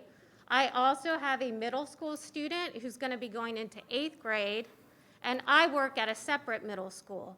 So I am in a 3-school family household. So coming to the board, I wanted to let you guys know, first and foremost, thank you for all of your hard work. Working this year has been tremendous. We all put in so much effort, but we made it work, and we made it work effectively and efficiently, all the way from the start of school to the end with FSA testing, our administrators, our teachers, virtual, brick and mortar. We all came together and we worked together as a team. So I wanted to thank you guys, and thanking all the teachers, administrators, the principals, especially the schools where my kids went to were amazing. I wanted to come to the board and let you guys know that I know masks work, because as a teacher and just in the community, I was around positive cases due to outside issues, and I never got COVID before getting the vaccine. I attribute that to the mask wearing, the social distancing, and the cleaning efforts that we all put in together as a team to stay safe. I know it worked, and I also commend the contact tracing. When my school or my daughter's school or my son's school gave out an email, I looked at that email. The fact that we're mask wearing, that made me feel confident that if my son or daughter didn't have symptoms, I felt safe, I felt good. So going into the new year, I want you guys to please think about the students who are vulnerable, who have comorbidities, My daughter, she's been in the hospital twice for RSV. She's also been in the hospital for pneumonia. So I am going to support parent choice with the mass-to-mass classes. I know working as a teacher, the logistics and all of those things are huge. But if we can have that one choice or even a survey, just to ask, give the discretion to the principals in elementary schools until we get that vaccine. I support Dr. Andrick, Dr. Robinson, Dr. Alonso. I'm hearing you guys. I listened to all your health committee meetings online. We hear you, we listen to you, we support you. So please look at those things. We're worried about the Delta variant. I'm worried about the Delta variant. I feel good, I'm vaccinated. We will continue to support you and we will continue to work with you. Thank you, guys. I originally called Amanda Costa, but I understand her name is Amber Costa, so if you're here, you're on the list with Sean Sykes, Kayla Drick. Good afternoon, my name is Amber Costa. I have 2 children in Palm Beach County School going into 4th and 5th grade. I'd like to inform you that I have a whistleblower within administration sharing with me the attempts at implementing critical race theories, gender identity, and identity politics in general through creating groups amongst staff members and optional training for teachers, etc. If you think this is going to trickle down to our children in some way, you're gravely mistaken. What is this, a pyramid scheme for critical race theory? Don't you think teachers and staff have been through enough? You're promoting school-based equity teams, employee-led inclusive groups for Black African Americans, Haitians, Hispanics, LGBTQ, new to Palm Beach County, and women. We have all the evidence. And I don't care what you do outside of the school. If you want to be segregated, by all means, gather in groups based on skin color and sexual preferences. I think it's ridiculous. You would want to go backwards in time, but identity politics have no place in schools. You can't rename it, you can't hide it, and you can't slip it under the rug. We recognize the doublespeak and segregation right away. Now, the last time I came here, I was convinced you all must not have an actual understanding of science or were just blinded by propagandized fear, but I learned there's something far more nefarious going on here. Let me be very clear. Masks, PCR tests, and vaccines under emergency use authorization are all experimental, and the very first point of the Nuremberg Code is that the voluntary consent of the human subject is absolutely essential. Did you know that there are over 1,000 lawyers and over 10,000 doctors that have joined together to prosecute the second Nuremberg tribunals against COVID fraud? There was a study done on some masks that children wore for 6+ hours in Gainesville recently that proved the masks were full of a shocking multitude of pathogens. I compared those pathogens with the pathogens found to be responsible for the deaths of the people during the 1918 Spanish flu in a peer-reviewed published study that concluded almost all casualties were due to bacterium. The same bacterium found in the children's mask in Gainesville. That's right, they matched up. Violations of the Nuremberg Code are classified as crimes against humanity, which carry a maximum penalty of death. You are hereby put on notice for any further effort to coerce, intimidate, persuade, trick, or compel me or my child to wear a mask, have a COVID PCR test performed, or to receive any experimental gene therapy or COVID vaccine or any other medical device, drug, or procedure against our will. Doing so implicates you as aiding and abetting in the capital offense of a crime against humanity. I believe in choice, and if the parents, in contrast to my beliefs, want to segregate their children, I think they should have that choice. I also don't have a problem with having lunch outside, so I think we can come together on some things.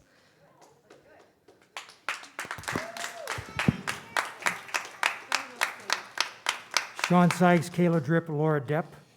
My name is Sean Sykes. I got 4 kids. 3 of them are in the Palm Beach County school system, and one of them actually is a recipient of the McKay Scholarship in a private school. I've heard CDC mentioned quite a bit, so I think there's something here that we can all agree on that literally is just breaking. Center for Disease Control said that they will hold a June 18th emergency meeting of the Advisory Committee on Immunization Practice, the ACIP, to address increased rates of inflammation of the heart muscle and heart lining after COVID-19 vaccination, particularly in young people. In a June 10th meeting, the CDC disclosed as of May 31st, 475 cases of myocarditis and pericarditis were reported to VAERS of Americans aged 30 and younger. The condition called myocarditis and pericarditis can cause permanent heart damage. If anybody has seen the news in the last few days, it's been pretty prevalent that it's continuing to come out that children, young adults, especially males, are having heart issues with the COVID-19 vaccine. So the fact that we're even talking about segregating children who were vaccinated and who are not vaccinating is deeply, deeply concerning, not to mention a lot of the other things that are concerning. So I do have a few things that was not necessarily planned for what I was going to say until that broke. So basically, I'm going to literally thank God that we have a governor, Ron DeSantis, that has literally given us the ability to not have the school system, the school board meetings turn into what's gone on in Arizona, to what's gone on in states in Jersey, and literally around the country, because if we did not have direction from him, we would be in huge, huge trouble. Actually, the state of New Jersey, in Randolph, New Jersey, just reversed a ruling that they mandated as a school board by not acknowledging holidays anymore. They were just going to call them day 1 off, day 2 off. Thank God that we don't have to do that, at least yet. So is that going to be our next fight? Let's not go down the road, but it's almost as if you want that to happen here. It's almost like you want us to scream and cause arguments so that you can get your national headlines. It's really what it seems to be. You're almost there. Just keep going. That's just evident. Maybe this will help your consulting firm, Fenoy. Don't know what you were doing in January, but my kid was masked and you were opening up a consulting firm. Looking right at you. Our kids, all of our kids, even the people that want masks, they're all important and they all should be heard. 2 of my 4 children that are present with me today will not be returning to the Palm Beach County school system. And it's not only about the masks, and I'll get to why. First it was the masks, then it was critical race theory that put us over the top. And now you're encouraging our kids to be completely confused. We are now allowing children who identify as the opposite sex to use the particular bathroom that they feel that they identify at. Who's going to police that? And can I get an answer on who's going to police that? Okay. Who's going to be the one that tells a child that they cannot go into a certain bathroom? Time's up, Mr. Sykes. Do you think that for a second, Mr. you're Sykes, not going to have an your time immature is child? up. Excuse me, you can muzzle my kid, but you can't muzzle me. Yes, I can. Turn No, off you the cannot. microphone. Turn off the microphone. School police, I want him out of the room, please. If he's not going to sit down, get away from the podium, or the police will remove you from the room. It's fine.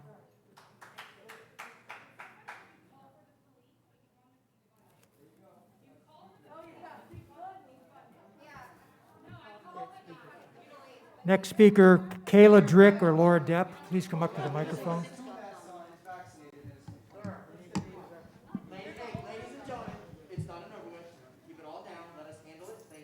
Don't let them push you around. That's all I got to say. Don't let them push you around. Ma'am, go ahead and state your name for the record and start, please. Good afternoon. My name is Kayla Drick. I'm a Palm Beach County resident, and my child is coming into 2nd grade in District 5. I've sent many emails, and I've made many phone calls that went unanswered, so I thought I'd come today to ascertain that my voice will be heard. I oppose mask mandates, modified reopening plans, and all COVID restrictions that have been put in place by the Palm Beach County School Board. My district representative, Frank, said last month in a regular meeting, "You're all just laymen, presented with a lot of conflicting information." Frank, I'm asking you directly to review the following information and stand up today to make the changes needed to get us back on track. There were 10,629 new cases of COVID on the week spanning from June 11th to June 17th. Broken down, that's 1,518 new cases per day in Florida. There are 21 million residents in Florida. In the same time period of June 11th through June 17th, each day, 0.007% of Florida residents were diagnosed with COVID. 0.007%. That's 7/1000ths of 1% of residents. Do you want to guess how many of those were children? Numbers are not spiking despite the fact that Florida has reopened. Several school districts have dropped mask mandates. There are no occupancy limits anywhere. Masks are optional nearly everywhere. Vaccines are widely available, and people have largely resumed their pre-pandemic lives. Not our children in Palm Beach County, though. Still today in summer camp, our children are wearing masks. And today you're also presenting a reopening plan riddled with precautions against a virus that's nearly non-existent.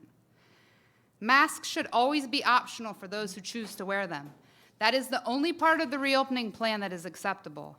I staunchly disagree with all protocols set in place. The social distancing, the quarantines, the restricting of certain students from eating in the cafeteria, allowing only grab-and-go breakfasts, seating charts on buses, plexiglass installations. What is this?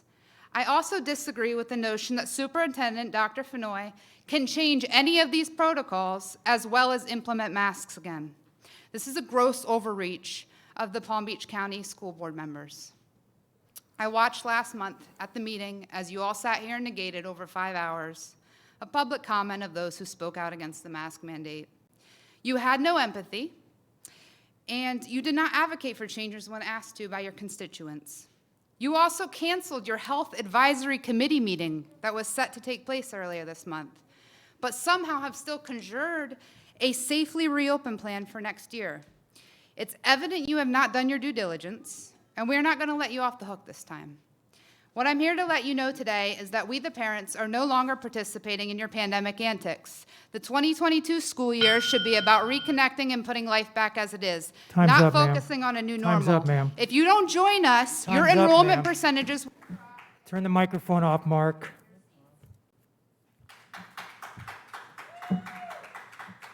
Laura Depp, Sherry Ackerley. State your name for the record, ma'am. My name's Laura Deppy. Go ahead.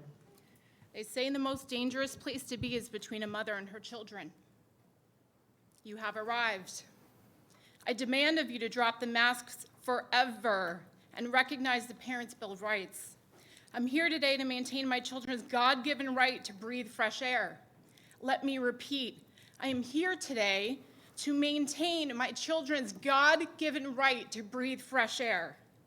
This mask nonsense, thanks Fauci for confirming, this is not about safety, as viral particles are too small and pass through the masks, he said in February of 2020. The mask is about dehumanizing, depersonalizing, compliance, and control. When you can use anything as a mask, it's not about safety. Do you know why we don't live on Mars? I do. It's an atmospheric mix made up of carbon dioxide. We would die. We're not meant to breathe carbon dioxide, we're meant to breathe oxygen. So a mask or a face covering in an acute emergent situation like escaping a burning building? Sure, but not masking our children 6 to 7 hours a day for over a year. Would you muzzle your dog for 6 to 7 hours a day? You wouldn't, because the authorities would be called. It's abuse. My professional background before I became a mother of 3 was in animal science and professional positive touch therapy. I worked with trauma victims for over 15 years. I taught anatomy, I taught body work. If you know anything about trauma victims, they can remember a single instance that may take only seconds, like someone choking them, and their mind and muscles may repeat that trauma every time they approach a similar situation or someone approaches their neck without permission. Once emotional trauma is done, it can haunt people for life. You, the Board of Palm Beach County, and Dr. Alonso have been responsible for over a year of emotional trauma for an entire generation.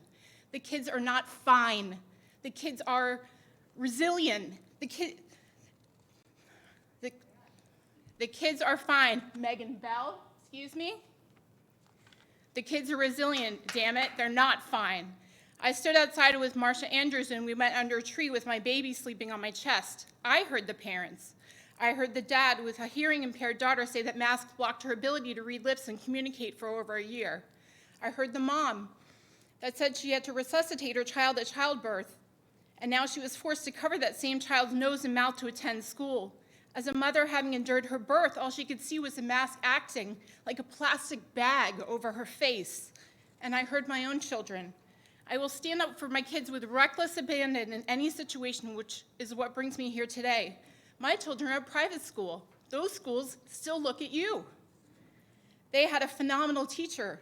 My child still got in the car one day. It was 94 degrees, and he said he was gasping for breath out of the side of his mask. Time's up, ma'am. Enough is enough. Sherry Ackerley, Chelsea Packard, Karen Holm. Ready?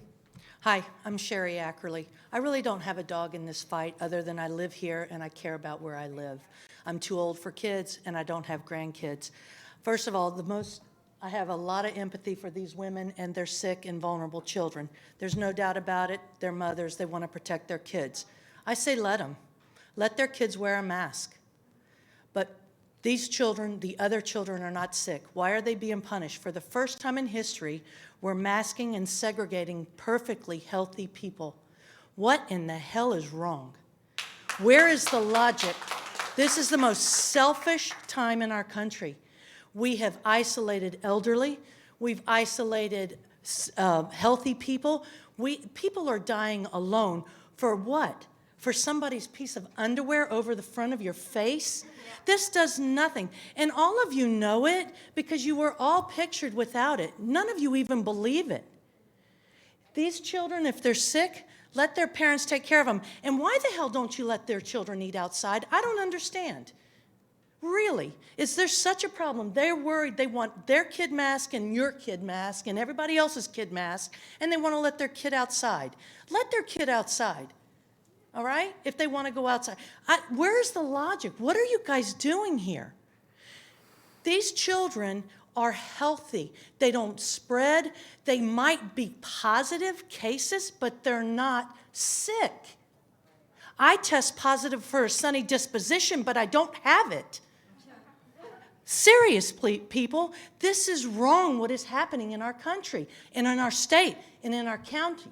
This is wrong. And none of you believe it. None of you had masks on until the public was looking at you. You know they don't work. You know it's not effective. Stop it and stop imposing your crap on these children. I don't drain my pool so the neighbor's kid doesn't drown. This mother needs to mask her kid if she wants. I feel sorry for her children, all of them. But don't tell my friends, my family, that they have to mask their healthy children. These children do not even represent a percentage point, not even a fraction of percentage that get sick and die. You are more likely to be eaten by an alligator in your backyard in the state of Florida than you are to die of COVID as a child. It's ridiculous. Where is the common sense? Amen. Where is it? You've stopped teaching critical thinking in schools. That's where it is. These are products of it. They have children. They want to wear purple shoes, let them. They want to wear a mask, let them. She doesn't want to put a mask on her kid. It's her kid. Her kid is healthy. Start just using common sense. That's all people need. Thank you.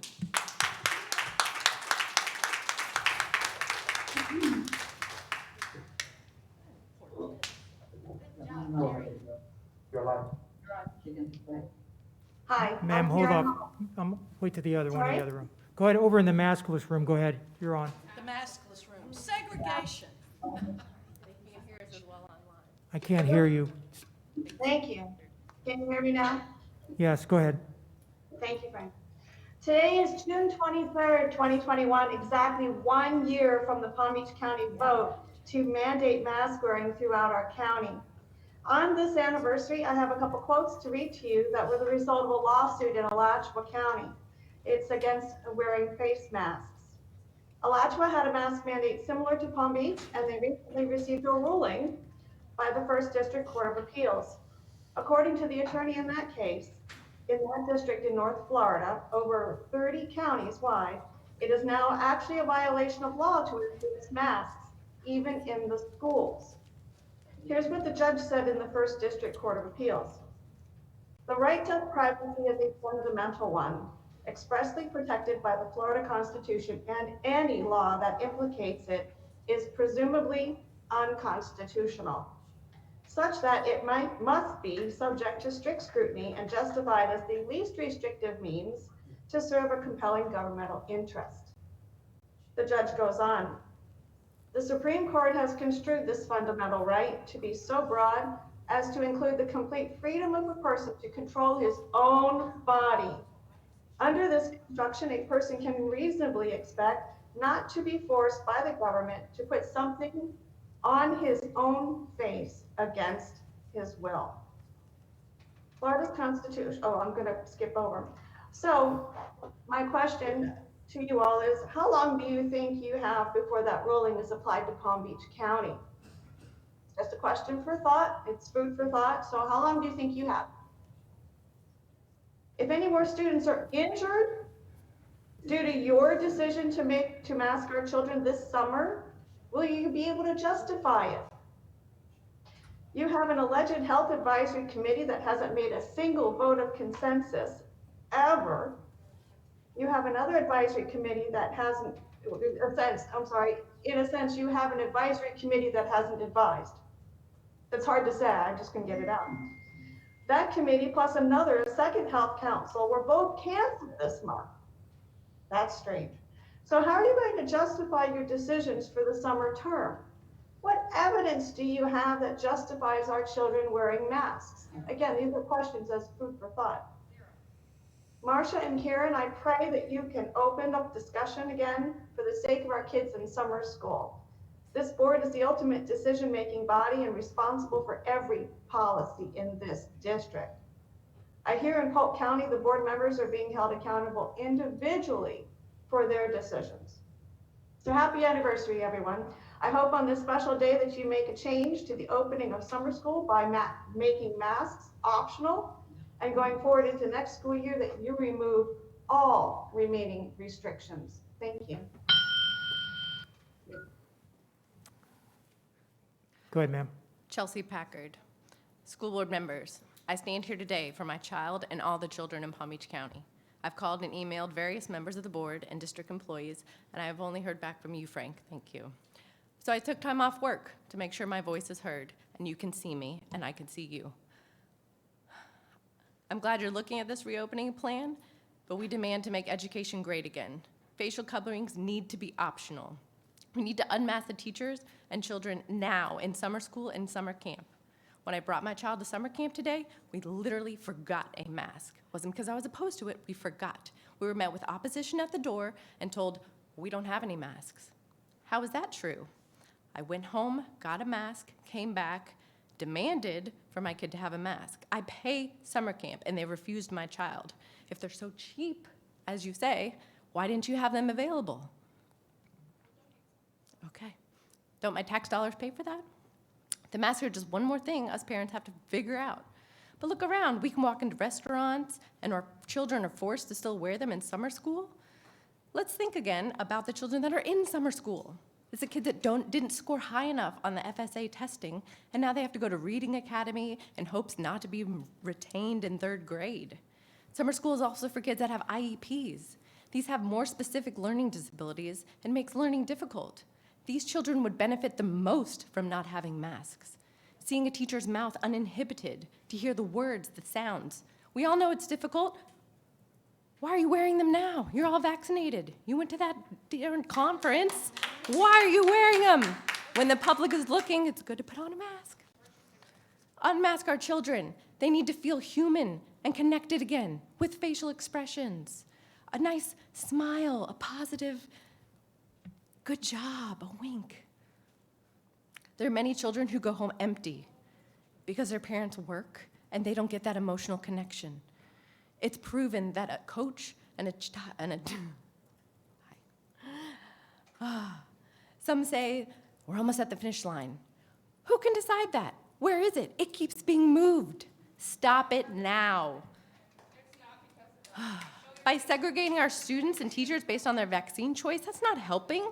It's our personal choice. We don't walk around saying, how fat are you? How's that sex addiction going? Why should we ask about mandates? I also want to make sure that we keep the classroom a place for students teaching the basics. The teachers need to teach the basics. I have a dream that my child will live in a nation where she won't be judged and won't have to feel guilty for her skin color. Clearly, the poor reading levels of the majority don't bother you that much, that you want to include sensitive topics into our literacy, cramming the teachers with more stuff they have to fit in instead of teaching the basics. Stop the mask now. Unmask our kids in summer school and summer camp. Thank you. Justin Katz.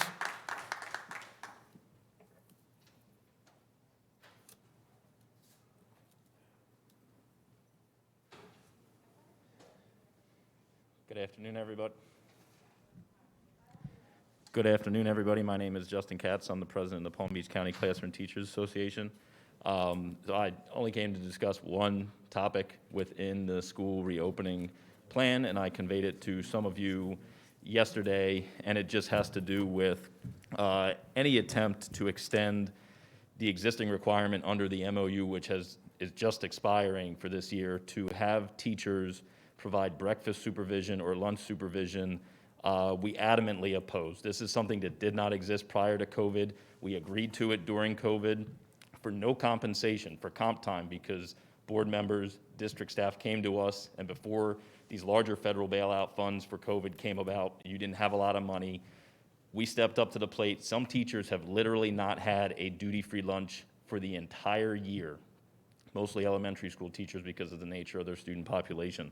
In your school reopening presentation that you'll see soon, it references the option for principals to continue to require their faculty to provide breakfast or lunch supervision. We strongly oppose this. It needs to end. These people need 15 minutes when they walk in the door at the beginning of the school day to get ready, and they need a lunch break because this is America, and when you work, you're supposed to get a lunch break. To the broader topic, I will not speak much. A lot has been said. I will just say that as far as the school reopening plan goes, CTA and myself personally support the fundamentals of the superintendent's plan. As you learned today, is if you needed another lesson, you're never going to please everyone. But I do believe all of you are doing your best. You're making decisions based on what you think is best for the students and your employees. And again, CTA supports the fundamentals of the superintendent's reopening plan. Thank you.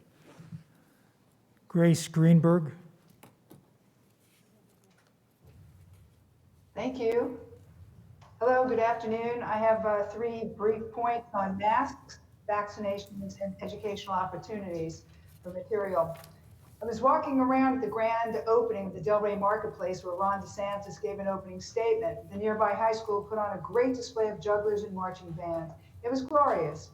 Most of the band members were masked because they didn't play wind instruments. After their performance, the kids were hanging together wearing their masks. They were offered bottled water. I will never forget that one of them refused to drink water because she said, "I'm not taking off this mask and risk getting COVID. I don't want to die." She was about 16 years old. When I shop, I notice parents and their children. Some parents wear masks with their masked children, others don't, but the child is wearing the mask. It's part of them now. Browbeating, demerits, cajoling by parents or by peers. Mind control really works. From the stories I've heard right here at a school board meeting from dismayed and crestfallen parents, these kids wear dirty masks 6 to 8 hours a day from morning bus to afternoon pickup.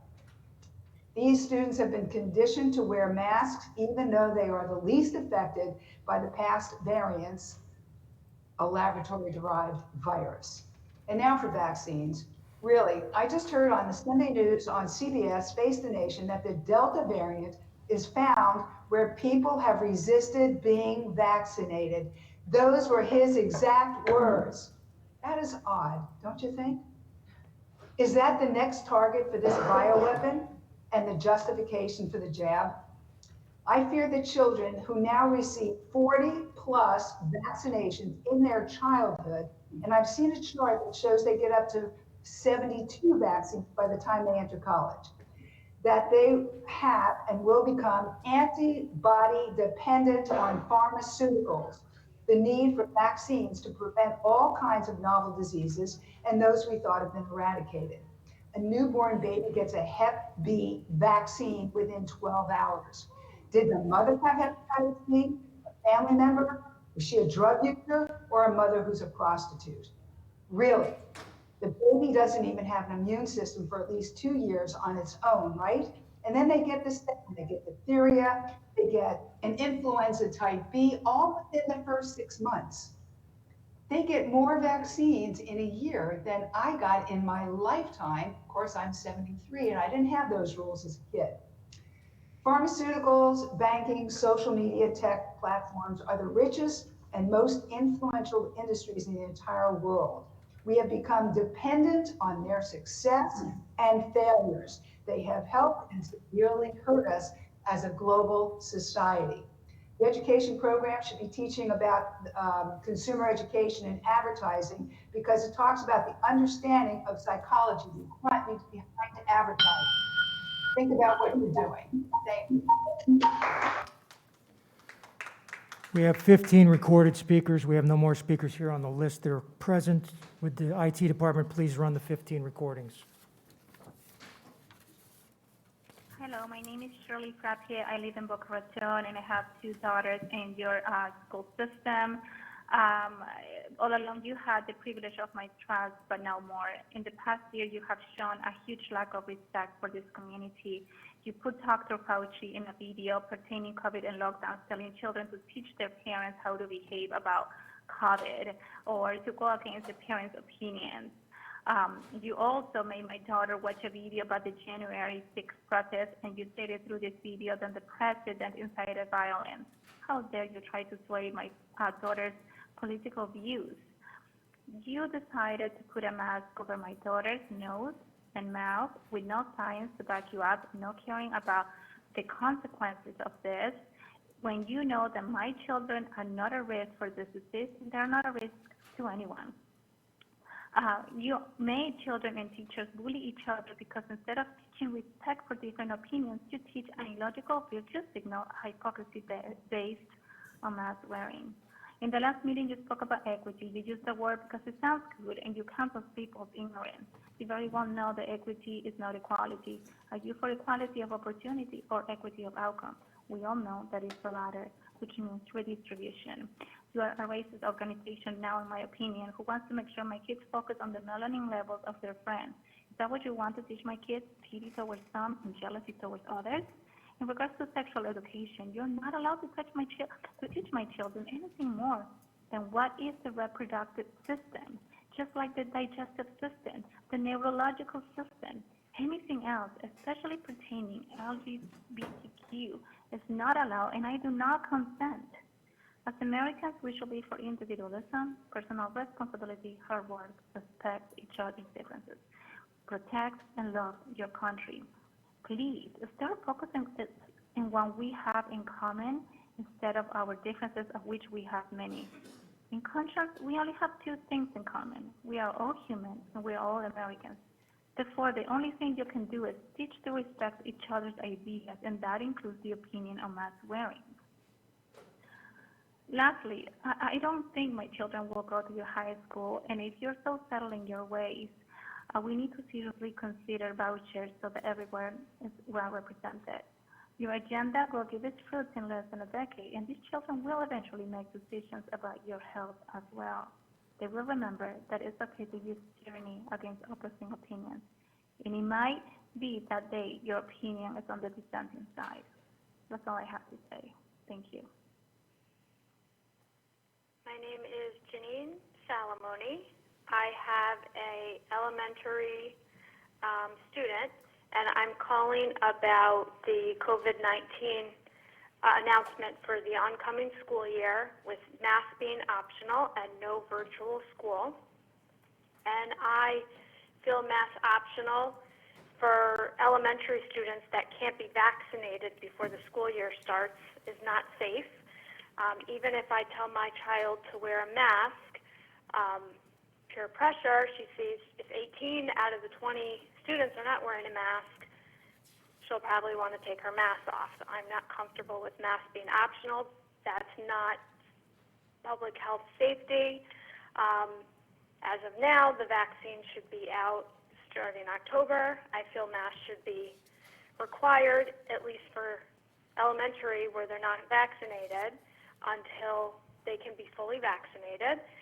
And if masks were optional and there is a student that tests positive, or even if masks are required with a student testing positive, if there's no virtual school, then during the quarantine period, it sounds like the student will just have to stay home and not have the option to learn virtually. So I also feel virtual should be an option, at least until, I guess, Christmas break, when everybody has the chance to be vaccinated. My student is still doing virtual. She hasn't contracted COVID, and I'd love to keep it that way. I intend on vaccinating my child when she can be. So I'm very concerned with the current policy, and I hope things are reevaluated to ensure better public safety for the children. Thank you. Hi there, good afternoon. I'm calling regarding, I believe, the workshop regarding school reopenings and mask wearing and protocol. I'm sorry I couldn't be there. I wish I could be there, but I'm a single mom of two school-aged kids, and I am working from home. Anyway, my name is Cameron Pryor. I currently have a son who will be junior at Palm Beach Gardens High School starting in the fall. My son is in the medical choice program and has done exceptionally well attending classes from home for the past year and a half. I'm calling to express my great concern that there will be no mask requirement or distancing protocol in place at school beginning next year. Although both of my children have been vaccinated, as we know, there is now a Delta strain making the rounds in Florida, which is highly contagious and is affecting primarily young adults. If there is no mask requirement or distancing protocol in place, and if students are not required to stay home while still shedding the virus, we are putting those with underlying conditions at great risk. My son's teacher has been battling cancer, for example. We are also putting people who have been vaccinated at risk because, as you know, receiving a vaccine doesn't guarantee you will not get sick. It only provides better peace of mind that you will not wind up in the hospital, although that is still not 100%. As a single mother with two children, one of whom I hope will be attending Palm Beach State in the fall, as he just graduated from Dwyer High School, I fail to understand why we would not keep these necessary requirements in place, especially heading into flu season. It seems that protecting our children has taken a backseat to Florida politics. It is difficult to look my medical choice program student in the eye and tell him that what we have done to protect ourselves over the past 15 months has been in vain. I understand there is an option for my child to take online courses. However, since he is enrolled in the medical choice program, he would be missing out on the opportunities he has earned through his hard work and dedication over the past several years, working hard to achieve his goals within the Palm Beach County School District. I don't feel any parent should have to make a decision between whether she wants her child to remain healthy or whether the child be permitted to attend a choice program he is excelling in and is excited about. Please reconsider these important measures for school in the fall, as we as parents and you as student representatives are our children's first defense against the global health crisis. Thank you very much for your time and for your consideration. Hi, this is Denise Brown, and I'm calling in regards to the opening of school plan, and I would like to let it be known that I feel strongly that this plan is a danger to most of the children, and that it needs to be taken a look at. You know, you're not taking into consideration the safety of your students and teachers, and you really need to take a very strong look at that.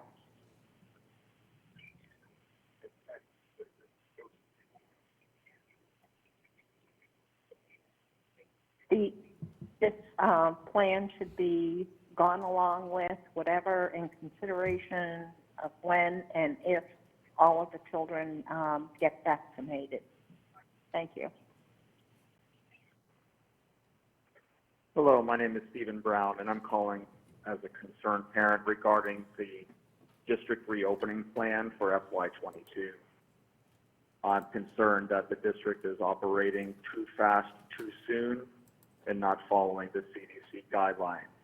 I think it's really important to keep the proper procedures in place for keeping all staff and students safe until all parties have had the opportunity to receive the vaccination. Until that happens, I think it's really important to keep those CDC guidelines in place so that everyone can maintain a safe environment. Thank you. Hi, my name is Brady Bannock. I'm calling about the district reopening plan. I'm 12 years old and I'm vaccinated, but my little brother and sister are not able to yet. I don't feel safe without proper protection. My doctor feels I'm high risk. She said masks are a must. Science class, we are taught to do research, and I know trials work. My question is, where is your research coming from to protect my family and I don't want to be your test dummy. Hi, my name is Dana Wasenick Mendez. My son is an elementary school student in the Palm Beach County School District. I am calling to leave a public comment for the school board workshop that will be happening tomorrow pertaining to agenda item number 2, which is the school reopening plan. I would like to request that the superintendent and the school board follow the CDC guidelines for the reopening, in the reopening of our elementary schools for unvaccinated children. All elementary school children will not have access to the vaccine in time for the school year opening. And so in light of that, until there is access to the vaccines for all of our children, would like to require compliance with CDC guidelines, including mandatory universal masking, encouraging both teacher and student vaccinations, requiring a 10-day quarantine after direct exposure to COVID, allowing students to eat outdoors when they have to be unmasked, reducing capacity and allowing for 6-foot social distancing, improving outside ventilation into the classrooms as well as the air filters, and considering the possibility of installing UV in the HVAC, UV treatments in the HVAC system, and allowing or supporting portable HEPA filters in the classrooms.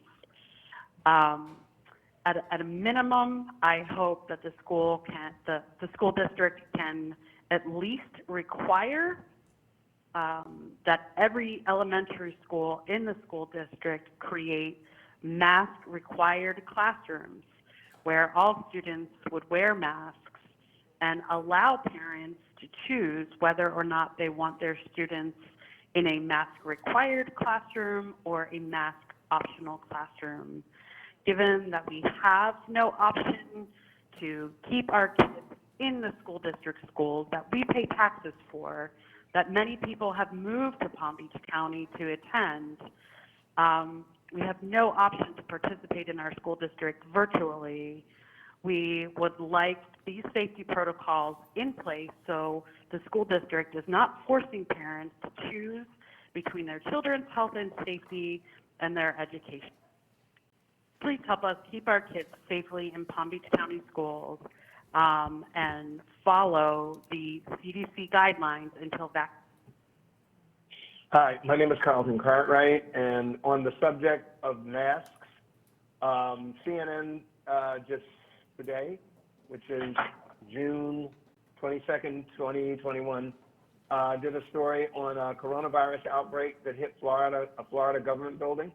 2 people are dead, but a vaccinated employee wasn't infected. 2 people are dead, and 4 of their co-workers were hospitalized after a COVID-19 outbreak swept through a government building in Manatee County, Florida. Follow the science. Hundreds of thousands, if not millions of people have perished from this dreaded pandemic, and the variants are still coming. That should be a lesson for all of us. Thank you very much, and have a good day. Hello, my name is Julie Damsker. I am a mother of 4 children in Palm Beach County. Unfortunately, I'm unable to make it in today due to the time of this meeting, so I'm calling to voice my concern on masks optional, with Dr. Fenoy still having authority to make changes to this when he sees fit.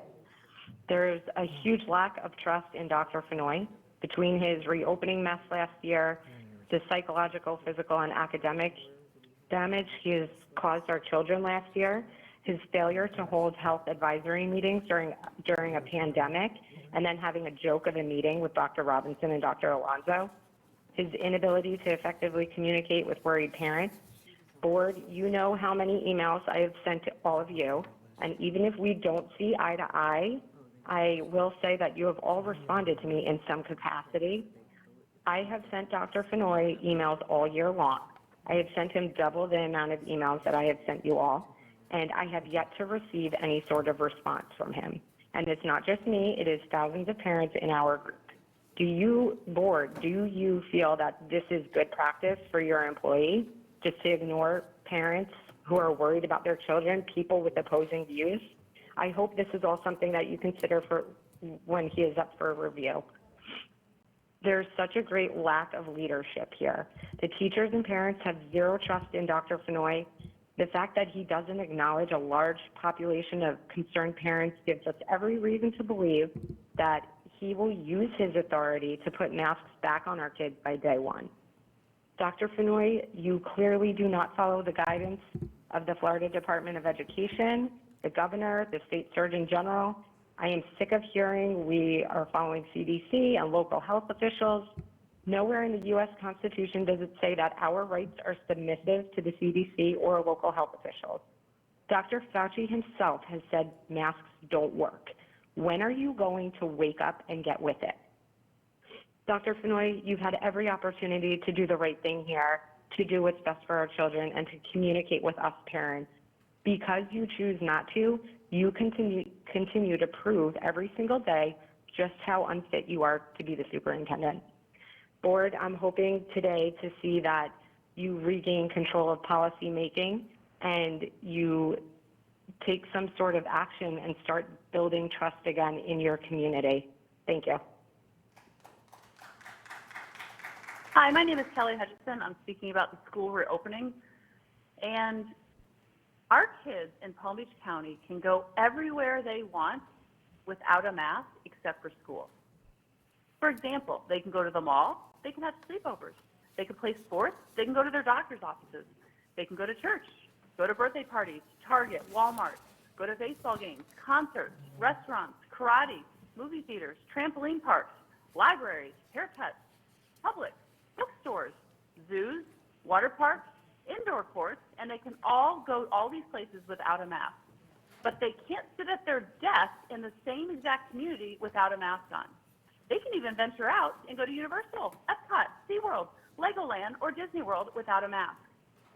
These masks are dangerous for our child's health, and they are considered a medical device.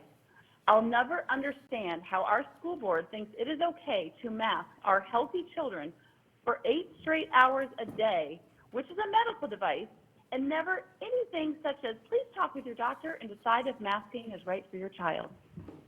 I can't for the life of me imagine how inhaling air through a cloth soaked in their sweat, mucus, and saliva is deemed to be healthy for a child's growing body and lungs. They even swap their masks at school sometimes. When I was a teacher, if I even mentioned a certain type of medicine a child should take for ADD or behavior issues they were having, I was then fired immediately because I wasn't a doctor and I definitely wasn't their doctor. When we start a new home workout program, there are many warning screens and disclaimers on the TV and in the paperwork to check with our doctor before proceeding. When we go to the doctor, there's usually a whole page reserved for writing down all of our child's current medications, vitamins that they're taking, their health habits, ailments, sleep patterns, emotional issues, family medical history, and past surgeries, etc., so they can make medical decisions accordingly. They understand our medical history better of our child. So how is it that a random school board superintendent and a board who do not know anything about our child's intimate medical history, they have no medical training, and based on tunnel vision of one politicized, fraudulent physician is permitted to enforce blanket medical advices to the masses without any regard to our child's age, their prior history, or literally any individualized medical data on any of our children? The answer is you cannot. The emergency order has been lifted. Your emergency powers have been rescinded. And at this point, your behavior is now deemed practicing medicine without a license, which is a crime and carries heavy penalties. This is crimes against humanity of our children in the truest form. Let families decide with their family's doctor if masking is right for their child, and stop playing doctor with our kids when you have no idea about their medical history. Hi, my name is Melissa Lyons, and I'm calling for the 1 o'clock school board meeting for June 23rd. I'm calling in regards to the mask being required for next school year. My family and I have been home since last February because we were trying to conceive and add a new addition to our family. I am currently 6 months pregnant, and I do want my 2 boys to go back to school because now it's been over a year and a half. But my pediatrician said absolutely not. They must homeschool because now I'm considered high risk being pregnant, and I'm scared to death to take the vaccine, and I'm worried that the kids will not be safe with no mask. My pediatrician has told me multiple times that masks must be optional or they cannot go anywhere, to keep my whole family safe. And we just hope that we don't have to put them into a homeschool program and we can keep them at our current school of Colusa Elementary that we love. Please just think about all the family members that don't have access to the vaccine or cannot get the vaccine for health issues. And we're just scared, and we just hope that masks will be optional that will be mandatory next year for the schools. It's very important to keep us all safe until the kids have the options to be vaccinated. Please speak to the doctors and don't listen to what parents are saying. Thank you so much. I appreciate it. My name is Roberta Avalone, and I'm leaving this message for the board meeting on June 23rd at 1 p.m. I am leaving this message as I'm highly concerned about masks being no longer mandates when school restarts in August, and I hope my voice will be heard. I understand as many adults are being vaccinated and cases are dropping, the young children have not been vaccinated yet. Even though they tend to get less seriously sick with the virus, many are having permanent consequences or some still dying. Having the mask optional will not fully protect everyone, as most likely most kids and staff won't be wearing it. Even if my child does wear it, which he will, I'm also very concerned with bullying, which I am sure it will happen. Those kids without a mask making fun of the ones with masks. This worries me a lot. My child has been virtual throughout this past year, but starting August, he will return in person as everyone else is. I don't understand how they have removed the mask mandates in schools, knowing that for the first time, all grades will be at full capacity, therefore with no distancing, and most without a mask and no vaccines among kids. My pediatrician, who was against me keeping my child at home this past year, is extremely worried about the new school year and no mask. She, among many other doctors on the board, are trying to revert this decision. Kids do get sick, unfortunately, some with long-term permanent damage. It is proven that the mask is effective with everyone wearing it, especially indoors and with no social distance. And let's not start another problem, bullying, which for sure will become a problem for the mask users. I hope my concern can be heard and masks will be reevaluated at least until the vaccine for young kids become available. Thank you very much.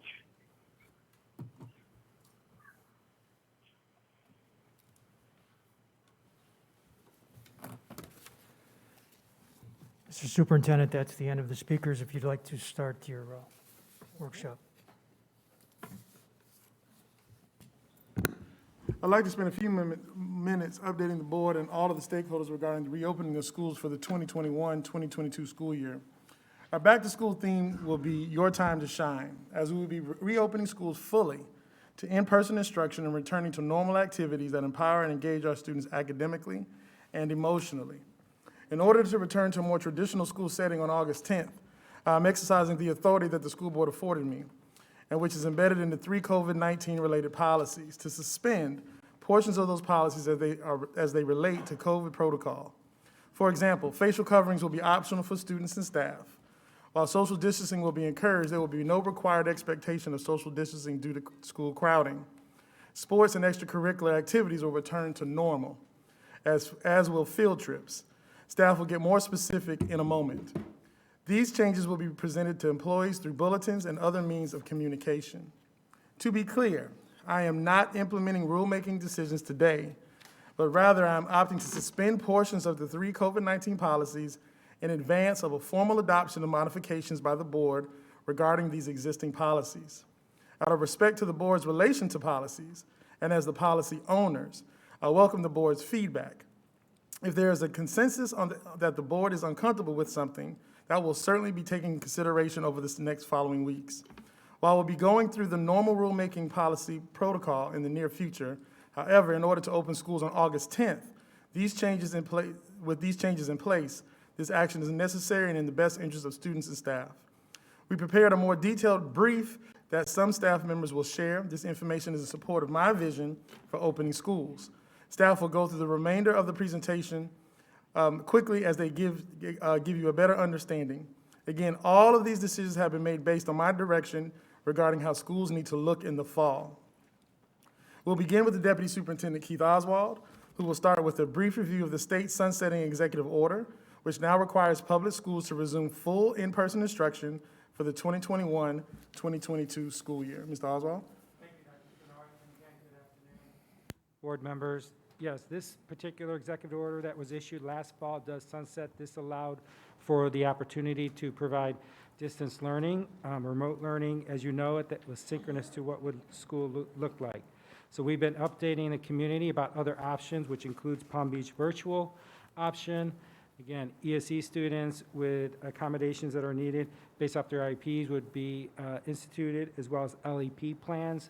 So those are in place. And as Dr. Fenoy mentioned earlier this afternoon, he has reached out to the Department of Education regarding exceptional student education students and other potential opportunities for them for next school year.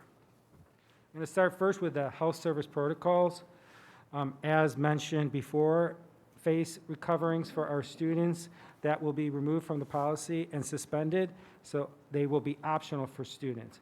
We will provide washable face coverings upon request for our students, and we are recommending, if students are wearing face coverings, to be 2 layers of cloth. Social distancing will be encouraged, however, that will be suspended from the policy. Contact tracing, and when it comes to quarantining, we have been working very closely with our partners, with the Florida Department of Health and the Healthcare District, in collaboration with our district staff. So all contact tracing will be conducted through those 2 entities working with district staff. School nursing, we've really strengthened that process throughout this school year. As available, rapid testing, if parents give permission, that will continue, and as long as funding is there for that. Any students who will continue to stay, students who test positive for COVID-19, a parent or a parent guardian should report that the next school day, and alert the staff will alert their supervisors for potential of enhanced cleaning of the affected areas. What will be removed is the process to enroll students in distance learning if they are quarantined according to the contact tracing protocols by the Department of Health. So students would fall back on other policies which allow for makeup of student work, so students will be provided makeup work to them. This next section, I do want to clarify this because it is maybe slightly confusing. A copy of the test results, a student may return back to school once he or she is symptom-free. This is relating to any students who go to the nurse that are symptomatic and are sent home with a parent, should remain home just as they do in pre-COVID. If they're sick, they should stay home, and they can return upon when they are symptom-free. That is separate from a student actually testing positive for COVID, where they would remain out their quarantine according to the Department of Health protocols. So also suspending is the requirement for self-screenings at home. However, again, as a school district, we would encourage self-screenings, but again, it's not required. Follow all revised school procedures needed for health and safety. This would include the enhanced hand washing that we've done. Good practices that we've learned through COVID that we would continue throughout our school day, the movement of students, et cetera. Again, the contact tracing through the Department of Health that we would follow, that is required to follow those procedures as they direct us, and they work closely with us on those lists that we work daily with them throughout this school year. There have been a lot of conversations around vaccinations. Vaccinations are not required. They're voluntary, and that is up to a parent to decide on that. When we talk about extracurricular activities, there's been a lot of questions regarding this. We did get high school sports up and running this year, working through some challenges, but we will re-engage middle and high school and align with FHSAA requirements. When it comes to athletics, we are going to reopen our concession stands that also have been closed throughout this year. Clubs and school performances will again resume in the fall across all levels, elementary, middle, and high school, as before and after school. So we have started some before and after school, out of school time this year, but we will resume to normalcy in the fall as well, and field trips as well, as Dr. Fenoy mentioned earlier. We know that when students return back to school in August, they've been through a lot, especially students who've been home for the entire school year, and some students may have experienced some very traumatic experiences, have anxiety about coming back. We've been working hard as a school district to really get our staff up and ready. Thanks to the referendum dollars, we have a comprehensive team on every one of our school campus that consists of school psychologists, school behavioral health professionals, school counselors, co-located agencies with our agencies right on our school campuses, our crisis assessment prevention and evaluation team. Those are all gearing up for when our students get back on August 10th. I just spent the morning talking to some of our behavioral health professionals, thanking them for their good work, and to get ready for the fall, because there's going to be a lot of work to do. Really making sure that our students know that these individuals are available to them should they need to reach out and be supported, as well as our entire families. I'm going to turn it over to Vicki Evans-Perret to talk about some changes in the employee policy. Good afternoon. And some of the changes that we're making for the... Can't hear you. Some of the changes we're going to be making for the 3.82, which is the employee protocol policy, the responsibilities of the employer are similar to what we have with the students. They're going to be following revised school procedures needed for health and safety. They're going to follow the Department of Health protocols for contact tracing and quarantine and self-isolation. Those will continue. Face masks will be optional for employees starting in August. Recommended facial covering should be 2 layers of cloth. They could be provided by the district if necessary and upon request. Social distancing is going to be encouraged to the greatest extent possible. All provisions related to remote work by priority classifications are suspended. We may still have some issues with some ADA issues for remote work, but for the most part, all those priority classifications have been suspended. The responsibilities of employees also include that they're going to have to utilize their own accrued leave. The district had been providing, they extended that 10-day of paid leave that the federal government had for a while. The district had been extending that. We are no longer going to be having that. So if an employee is sick, they're going to have to use their own accrued leave. The provisions for employees to take unpaid personal leave were also extended for COVID. Those are going back to pre-COVID requirements. Self-screenings for temperatures are encouraged but not required. The daily health screenings, such as the coming in asking the travel-related questions, are no longer going to be required. They're optional. And vaccinated employees will not be sent home if they're exposed to COVID-19 unless they exhibit symptoms. And those are the changes to 3.82. Chief Operating Officer, and I'm going to turn it on. I'm going to speak on visitors and some of the logistical requirements as we go forward in suspending some of the measures. For visitors access, visitors must comply with all directions from site administrators related to health and safety including but not limited to usage and passage through common areas and shared spaces. Visitors, including parents, guardians, do not have unrestricted access to school district property and must remain in approved areas only. Face masks are optional for visitors, and it's recommended that they have 2 layers of cloth. Social distancing is encouraged to the extent possible. Responsibilities of visitors. Follow revised school procedures needed for health and safety. Visitors should not enter district property if ill, including but not limited to symptoms of fever, cough, sore throat, diarrhea, headache, body ache, shortness of breath, fatigue, loss of appetite and sense of smell, and other flu-like symptoms. Self-screening for temperature is encouraged. Building environment, we have installed plexiglass in common areas, signage in common areas to control student patterns. We have issued Clorox 360 units to every school for enhanced cleaning purposes as needed. Enhanced cleaning and sanitization following incidents of reported cases in district schools, pre and post incident inspections, and oversight of indoor air quality levels and concerns. Sanitation and HVAC. Continued emphasis on cleaning of group restrooms up to 3 times per day. Increased monitoring of custodial supplies, making sure that the schools have what they need. Increased rotations of restocking our restrooms. Monthly building inspections. MERV 13 filters installed in all compatible units. Incompatible units serve areas of non-occupancy, for example, electrical and mechanical rooms, and replacement of units is currently in process. Transportation, register your ride. Online student registration for bus transportation, so please use the tile on our website to register your students. Facial coverings are optional.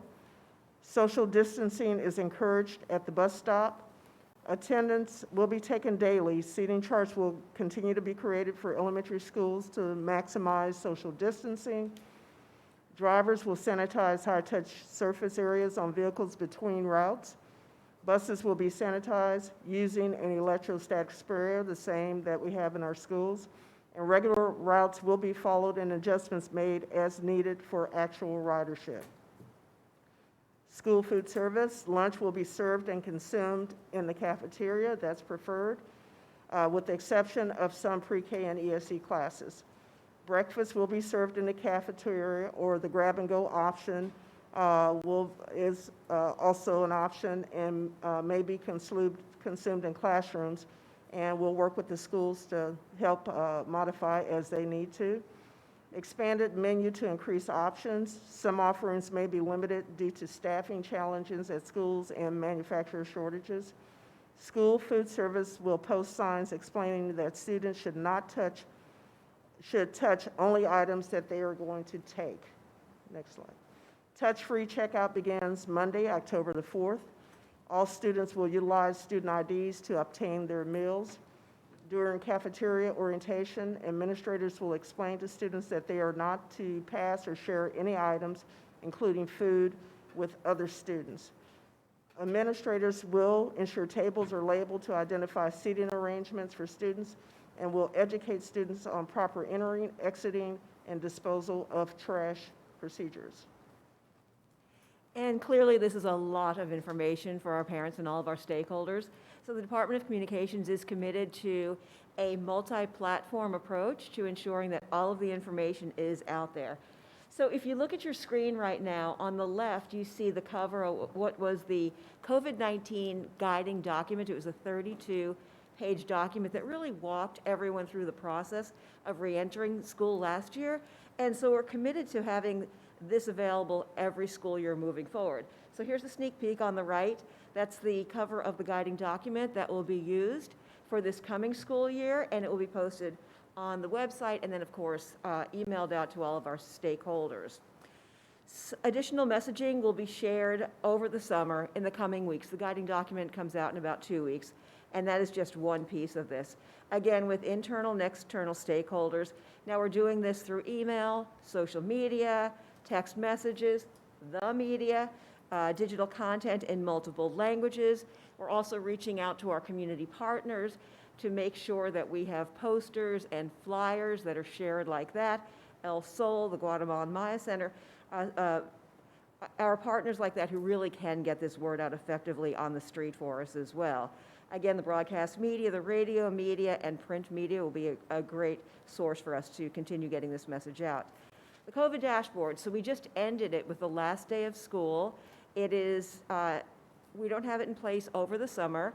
However, on August 10th, with the first day of the new school year, the COVID dashboard will be up and running once again.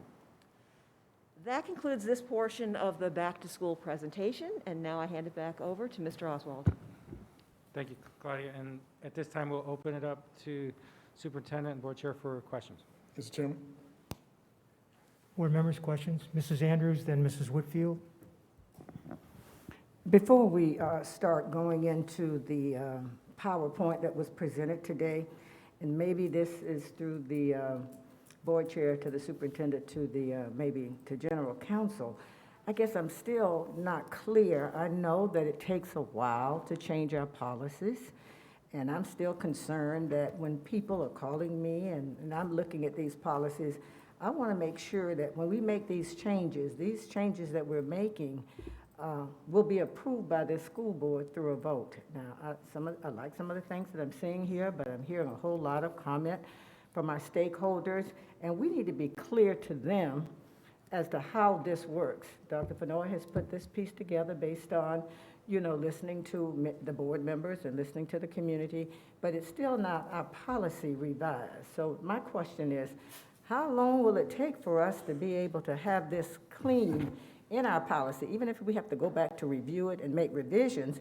at least people could pull up the policy and know that this is what the school board has actually recommended, and it will be the school board's decision for making any changes as it relates to revisions, rescinding, and so on. This is more Mrs. of a Andrews, discussion. if you want to let the general counsel answer that question for you. Yeah, I just want to make sure she knows that's what I'm talking about. How soon can we get to the real deal?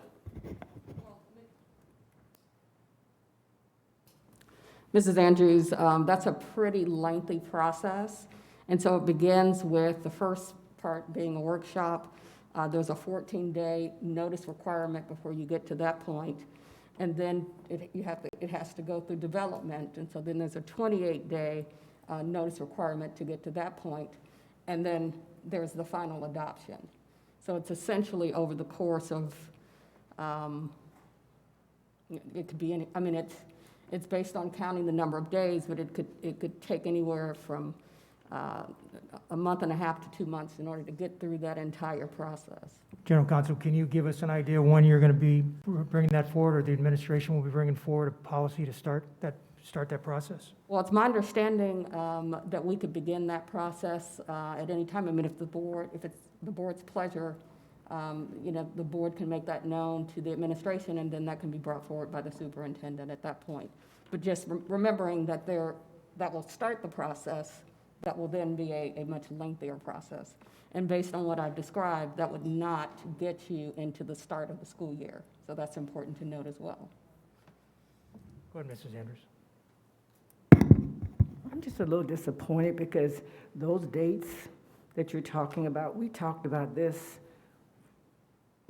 months ago when all of this came up as it related to this policy, when people wanted to know, from me as a board member, I'm sure from my colleagues, why is it that you all don't have the policy piece in place where we could actually make the changes necessary? It sounds like we're going to be doing some discussions here today over this PowerPoint, but our policy is still sitting here. We had a discussion a few months ago about the same kind of discussions about what we wanted to do. That's when we talked about letting the kids go out to recess and not have to wear the mask and all of this. We keep kind of going to the PowerPoint piece. I really want our policy to get straight, and this is why we have the pieces of the policy where we adopt it, we revise it, we can review it, and we can rescind. We can do anything we want to, and even if we don't get it all the way we want to right now, I don't want to my constituents and people and the parents and the public to say, well, who has the authority? And this is our policy. I do appreciate the changes that are being recommended today, but I don't want us to walk out of here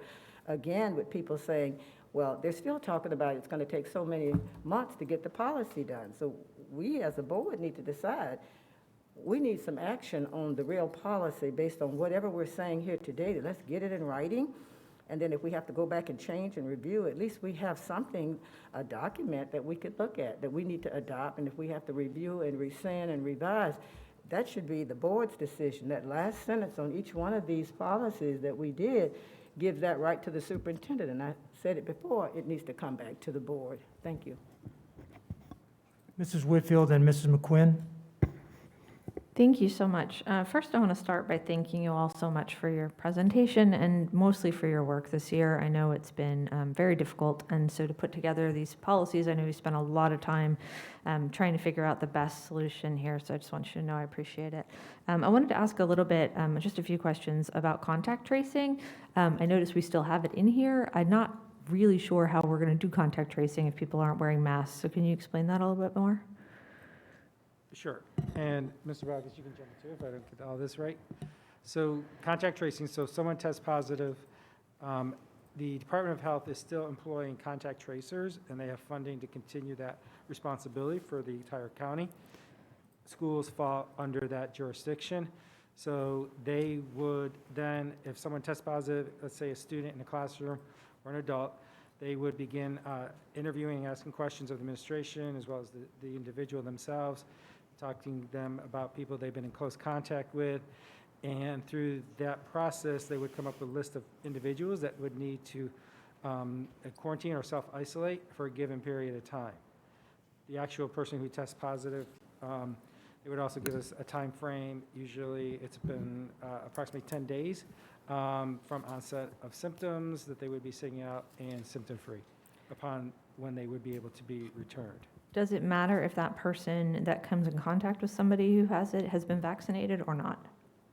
Yes, their new protocols would follow that procedures. And Ms. Whitfield, let me just add, so essentially what we're doing is going back to the protocols that the health care district utilized prior to COVID. We're just reverting back to the way it was. So they are the only ones that would have access to who would be vaccinated. So they would, so like if we have a flu outbreak out of school prior to COVID, they would come in and tell us what to do. So we're just going back to those normal To protocols. what the health department did. Okay, Yep. can you explain to me how distance learning works in that process? If a student is asked to stay home, I know we're no longer doing hybrid learning or having an opportunity for distance learning. So what do we do then? So that's suspended, and we would do, anytime student is out sick, we would provide them the makeup work that they're missing. Just like we did before, like Correct. no difference at all. Okay. Let me ask another quick question. Sorry. Oh, it was about the pre-K classrooms. Mostly I just wanted to clarify for an email I got from a parent. They were asking about pre-K and ESE classrooms not being allowed to eat in the cafeteria. I think this is something that we did before. Isn't that right? That some pre-K classrooms just ate in their own classrooms and they weren't coming into the cafeteria? Or why is that piece in there? Well, prior to COVID, you know, there are a number of classrooms for a variety of reasons that students may have ate in the classroom, whether pre-K or not pre-K. So a student who comes in late, takes a grab and go, brings it to the classroom so they don't miss instruction. So there's a variety. Some of those particular classrooms, depending on the setup in the school, have, even prior to COVID, eaten in the classroom. Okay. So we're giving that flexibility to the schools. And the Clorox 360 spray, was that run through our environmental division, and do they approve it, and are you sharing what's in it? I can respond to that. So at the onset of COVID, we purchased quite a few of the 360 sprayers to disinfect our buses. We also provided the sprayer for each class or each campus. And so if there is an issue of COVID in a classroom, then they have the opportunity to go in there and use the sprayer. Our custodians have been trained on how to use it. And then in addition, if there is an instance of COVID, then we do have the option of utilizing our contracts to bring in a company to deep clean the classroom. And we've been doing that throughout the whole year. If or someone 15 wants months. to know what's in that, can they just email us and Sure, you we share can give them the label with the chemical composition. That's really nice. Thank you so much. Mrs. McQuinn and then Vice Chair Brill. Thank you. I'm going to add my thanks to staff for getting all of this together and for the work you've done this year. I know we've made it a little difficult for you, but it's been difficult for all of us. In particular, though, you have given clarifications to questions that we've received in emails. I can't think of many that have been left out, and you know we'll follow up if so, but even though people may not agree with the answers, they have answers, and I very much appreciate that. Now, I want to preface this question to make sure that you understand I'm not getting into whether this is a labor situation when negotiations with CTA. But I do want to have an answer to the situations, and it goes back a little bit in Ms. Whitfield's question, but more in depth. So for pre-K, ESE, kindergarten, classrooms, or eating lunch in classrooms, having been a classroom teacher at elementary and high school level, you need your, I'm gonna call them break times. But yeah, sometimes you have to run to the restroom, you have to call parents, etc. So I would like to know the situations under which, in the part that concerns me the most, is when it says school option. So if you could just make that really clear for me, when we're going to insist that teachers cover those meal times. It's my understanding that in the past, the way this has been done is they send somebody else in to cover those classrooms while the kids are eating lunch, so the teachers can still get the duty-free lunch. We have no intention of violating the contract. We have every intention of make sure that every teacher gets their 30-minute duty-free lunch. Oh, thank you so much. And I hope that you can see when you read the return to school, the language, it can be very confusing. So love that piece. So the teachers will get their contractual breaks. And we all know that there are times when the power goes out or something like that, but we're not going to make it a regular practice of taking their time away. So thank you for answering that question. Vice Chairwoman Brill.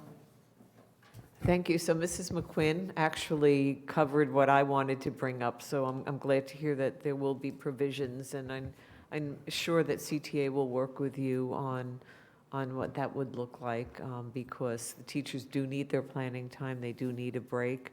I'm not sure I'm going to go into all of this other than to just say I do agree with Mrs. Andrews. We need to get the policy moving. So as soon as possible, if we can have something, brought back to us. I know this is a little controversial to bring up. I've said it before in prior meetings. I do wish we were doing this for summer school, because I think it would have been easier to start with a smaller group of students, changing the policy. But I do think that this is the best that we can do. I don't know if it's feasible to have the students eating outside. I don't know if that's something possible. But I do think that, if that was possibly an option, I think it's a good option. I know the weather, like today, would have been impossible. But, that could possibly be a possibility. I don't know if it's something to explore. But again, you've covered what I was concerned about with Mrs. McQuinn. Mrs. Andrews. And it's great to hear my fellow colleagues talk about this and the concerns that they're having. I'm happy to know that, having been a teacher too, and we've got it cleared with the union that covering those classes, so many things will change based on this new look and getting back to almost where we were before, but we're not really there yet. And as I sit here and look at this information, lots of this I said I agreed with, but if something changes within the next few weeks, people are going on vacation, things happen, I guess I just want to know, how does it work, since we don't have a policy and we've just got this piece of paper here? Do we call a special board meeting and then we're the ones that's going to decide if we're going to change any of the things that we have in here now? I just really feel a little bit uncomfortable. If we don't have this policy piece where we can actually come back and vote on something, I just want to know, how does it work? If something changes within the next month or so, and we put this out, you've done the communications, thank you so much, all of you there on the, working with us and getting all this work done. But how does it work for us when parents are depending on us to say, well, this is how we're going to do it now, even though we don't have our policy in place, this is what we're saying we're going to do. And if something comes up, how does it work? And maybe that's to the chair, to the superintendent, and to all of us, what do we do? When the superintendent sends something out, if this starts going out, this is the holy grail of where we're going right now. What happens if there's some major changes, and how do we as a board decide what we will do as we move forward? So can somebody help me? Because it makes me a little concerned as to when we kind of put this together here, which has a lot of things I like, as I said before, but if we begin to start making changes, how does that work since we're not following our policy piece?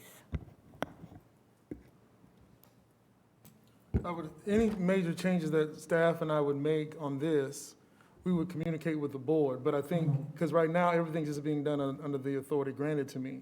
I think the official changes would have to go through the rulemaking process.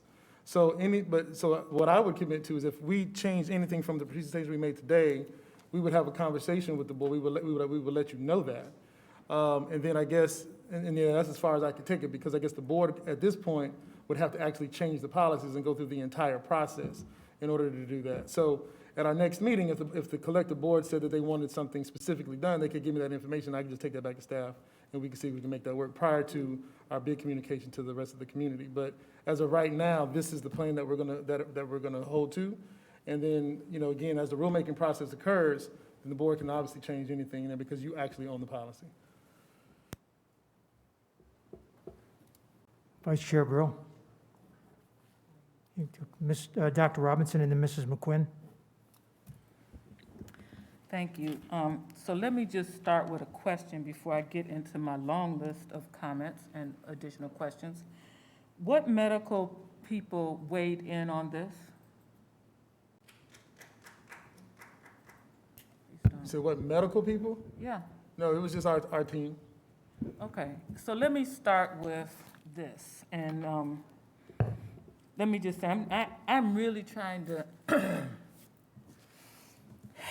tone down my emotions and comments around this. So I am bitterly disappointed in this.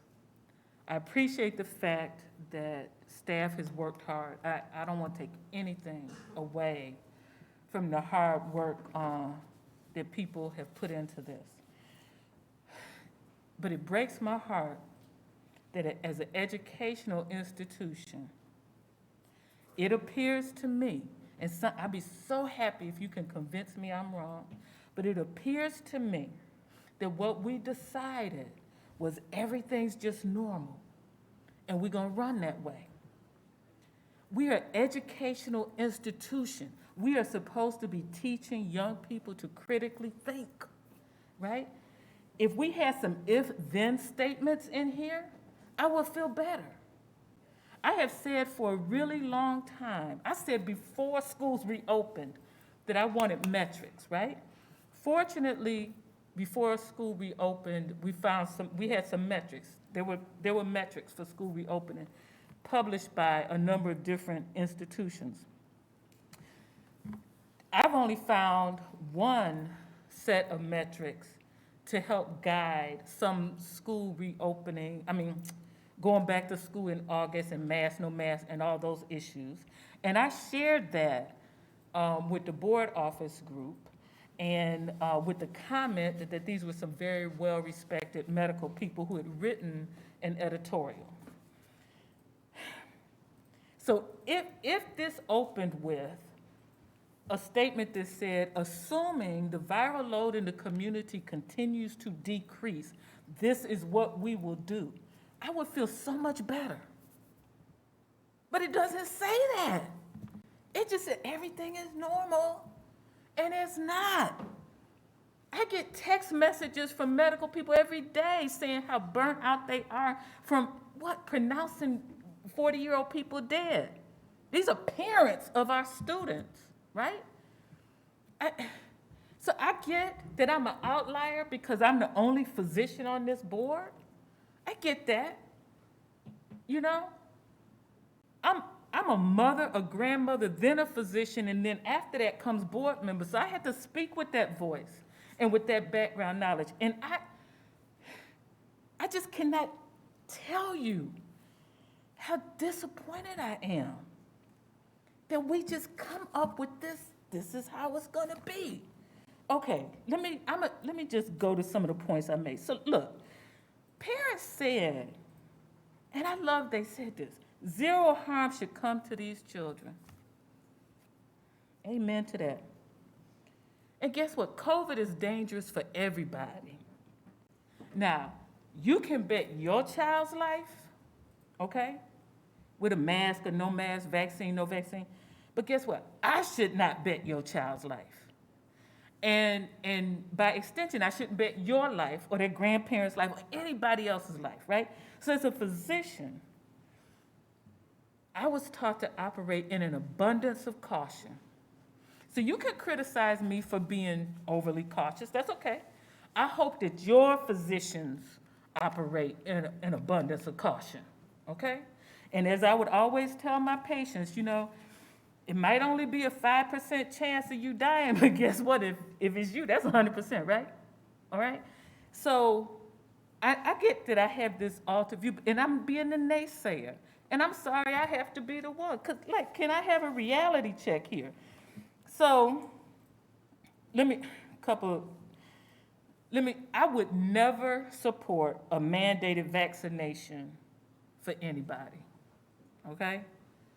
For this, and let's just be honest, in medicine, we like things, we like to see evidence of things being used for years and years and years.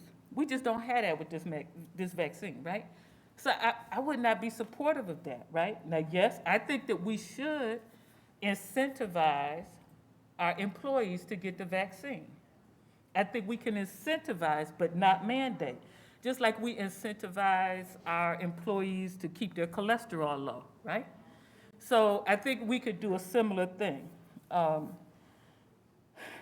Now, so the Delta variant, which I'm sure you must have heard of, right? Currently, and we do not do the genetic sequencing of this virus in this country the way they do in the UK. So right now it appears that Delta variant is about 6% of samples in the United States. The study suggests that it's 40 to 60% more contagious than the original. There's one study that I read that says it creates more severe disease, right? So yeah, I'm worried. And guess what? I would be so glad if in August, September, October, that all of y'all could say, yeah, you Chicken Little, you thought the sky was falling. Guess what? I'll be happy. I'll be happy. But guess what? We need to have a plan that addresses the worst. You plan for the worst, you hope for the best, right? I don't see that in here. I just see everything as normal. I'm not going for it. So the metric that was in the editorial that I shared with board office group said that everybody aged 5 and over should wear masks indoors until hospitalization rates for COVID are less than 5 per 100,000, and 2/3 of adults have been vaccinated. Now, and as I said when I sent the email, I don't agree with using the hospitalization rates as the metric, but they have more expertise than I do. But I would like to have that conversation. Why did they choose that metric? But okay, right? But my point is, can we talk to somebody to see when we flip the switch, if, God forbid, we ever have to flip it, right? So I've suggested that we talk to schools of public health, to epidemiologists. I don't hear any feedback. So apparently we haven't had any of those conversations. Okay, I'm sorry, I'm gonna keep going. So distancing, like we hoping for distancing?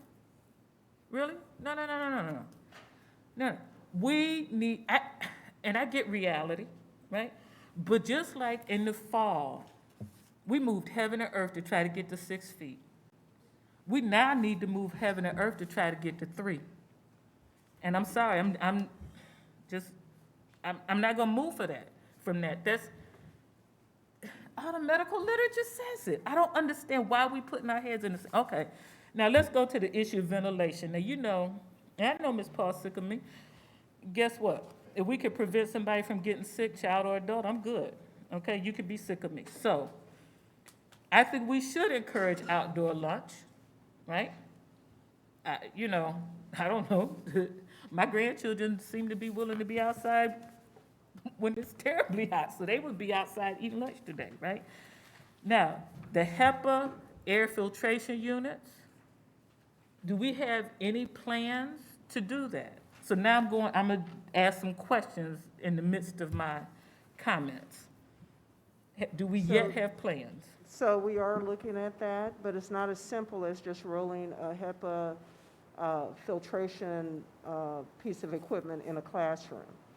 And so our HVAC systems are balanced for bringing in fresh air and making sure that there's not too much moisture in that particular room. So we are looking at that. It's going to require an engineer analysis of our current equipment and to see how we can best utilize it. I'm looking at some cases across the country to see, but it's not something that you flip a switch overnight. So we have a lot of air exchanges with our current equipment, dependent upon what season it is. We have somewhere between 2 to 5 air exchanges with our current equipment. And so we just have to make sure that we marry our current systems with whatever we can do to improve it, because the error could be catastrophic in terms of our current equipment operating correctly. So we have to make sure that we don't have any unintended equipment failures for trying to do something without actually studying what's needed. So we are in process of looking at that, but it is something that takes time.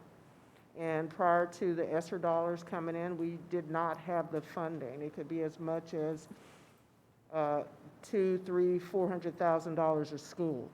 So we have to make sure that whatever plan we put in place, that it is appropriate for our school system and our current equipment.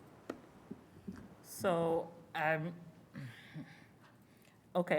look forward to the report from the experts on that, right? And I'm glad you mentioned, whatever you said, I heard humidity. Because in the ASHRA report that I was reading, they talked about the importance of humidity control. So I'm assuming then that you Yes, because part of that whole diatribe I just went through is that you can create a situation where you are growing mildew and mold in the classroom. Mm-hmm. And that goes with the balancing the fresh air and so forth. And so, like I said, it's not something that we flip a switch and it happens overnight. It's a program, that we would have to do over time. We have quite a few campuses. This is definitely a conversation in the Council of Great City Schools as well. No one has done it yet because of all the concerns Ms. Paul is going, but we'll talk about it on, what's today, Wednesday? On Thursday, that'll be another topic for the council. Another talk with the Council of Great City Schools, is that what you're saying? Okay, so I'm hoping that we can soon pull in some engineers who can help us analyze our schools, because, this is not a new conversation. I get what I'm inferring is because we didn't have the money to do it, we didn't look at it. I'm not, that gives me heartburn, so, okay, I'm gonna just try to leave that there, I sent you the report that was shared with me on the ASHRAE recommendations, which I found very interesting, and hopefully we will live up to them in the near future. So in the meantime then, so apparently there's these portable HEPA units that are small, and they actually mentioned it in the ASHRAE report about like being desktop, and so we don't have any objections to parents providing those for their students? Or can we put that on the I've list of looked things? at, we've looked at those, and one of the things that happens is, in a classroom, you have people going in and out constantly. And the key to having a HEPA filter is basically it's an air scrubber, it's cleaning the air. And so part of our HVAC system, it does that too with our MERV 13 filters. So it's just a question of, you know, noise level. If you get a classroom of 30 students or 22 students and they're all running them, it's a question of how do we maintain the balance in the classroom, the moisture level, fresh air coming in, and so forth. So it's kind of, it's definitely an engineering question to see if it would even make an impact if only a couple of students brought them in the classroom. So that's something else we have to look at. So who's going to decide? Again, it's my recommendation that we look at hiring or using our current consultant, ACOM, to kind of guide us through this process. Okay, so first day of school will August 10th. So who's Yes. going to tell my son whether or not he can send his children to school with a little desktop helper device? Again, it's a question of, does that really impact anything if only 1 or 2 or 3 or 5 kids have it in the classroom? That's I think something we have the to answer look to the at. question is, we'll have to see if it's an approved piece of equipment that we want in the classroom, run it through our legal teams. I mean, it'd have to go through a whole process. So we don't allow any really outside equipment for people just to purchase to go into schools, because our job is to protect the district from the liabilities. So we Dr. have to go through Fenoy, that would you process. start that process, please? Yeah, we can definitely start that's what she was saying. We get the engineers in to see if it's even a viable option. Because what you're describing is not happening anywhere in the country yet. And I know we want to be ahead of the curve, but we have to get the people, we don't know this stuff. This is, like you said, we've never gone down this road. So to have 190,000 different people bring us 100,000, we can't do that. It had to be some sort of approved list. Because does it have to be plugged in? Does this thing have batteries? Who's responsible for it? If it falls off the desk and break, are we responsible for that? So we have to give the legal team and go through all those pieces. Okay, so I'll run down that rabbit hole with you later. Okay, so now, also the ASHRAE report, as well as this reopening schools from the CDC, and I think the Harvard report, all said what? Open the windows, right? Can we please open the windows on buses? Like, I've been asking that one for, 9 months now? And because I still believe that buses, being enclosed, confined spaces with a number of people, are probably our highest risk situation. I mean, thankfully, children are not the highest risk population, right? Okay, so I know it gives you heartburn to think about opening the windows on an air-conditioned bus. Dr. Robinson, it's not really a question of giving me heartburn. It's a question of, you know, we're opening windows, we have an air-conditioned filtered space, and we're in South Florida, and we have kids on buses sitting next to each other. It becomes extremely uncomfortable. And so that's kind of what I said previously. I think it would be a challenge to, especially some of our fragile kids, if we were to do that and not maintain a comfortable temperature on that bus. So instead of saying no from here, can we provide, and actually, this is my request for all of these recommendations, right? If the people who have expertise have evaluated and made recommendations to our school district and others, and we are not in a position to say, yes, we shall do that, can we, to the extent possible, provide guidance to our employees on their ability to do it? So in other words, if the bus driver says today is not too hot and, you know, whatever, that they can open the windows, I mean, are we just saying no? Because we haven't been doing that. I mean, Right now, I think the answer has to be no, because we don't have any guidance. We don't have, again, when we talk to the other bus compounds, we're not out of line. We're doing exactly what everyone else is doing. So I wouldn't, and then to give each bus driver individual discretion like that, it's over 1,000 buses on the road. Like so someone takes a picture of one bus being up and one bus being down, then we get the email, it was hot on the bus, a kid passes out.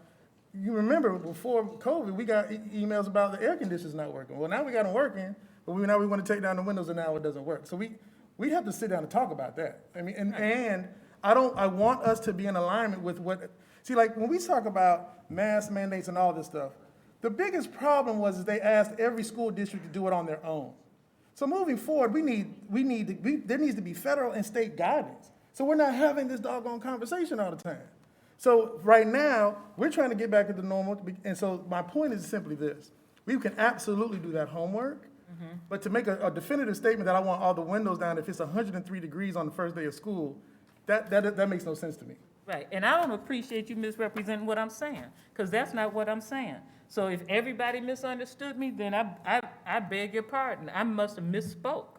But I think I'm pretty clear, right? So, and when you have your conversations with your council of Great City Schools, whoever else, please ask them if they've been reading all these documents that I'm referring to. Because just because nobody's doing it does not make it the right thing to do, right? Now, I'm gonna continue.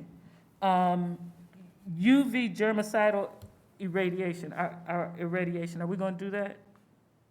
And that's something that we For the would look engineers? at and look at the engineering, seeing what Okay. the benefit would be, you know. Okay, so now let me go to this. Let me go to something easy. So on your slide about the mental health part, it still comes to my attention, I think I sent an email the other day, it still comes to my attention that there are students and families who don't realize we have BHPs. So we still have to figure out a way to basically advertise that.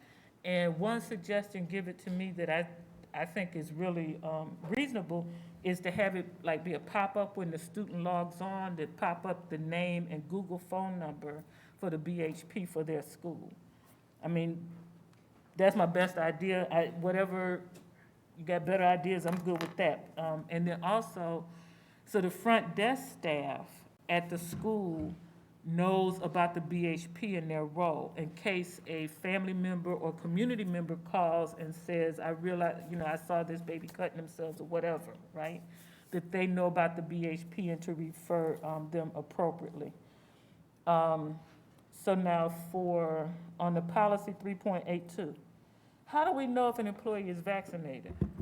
It's going to be through contact tracing with the Department of Public Health.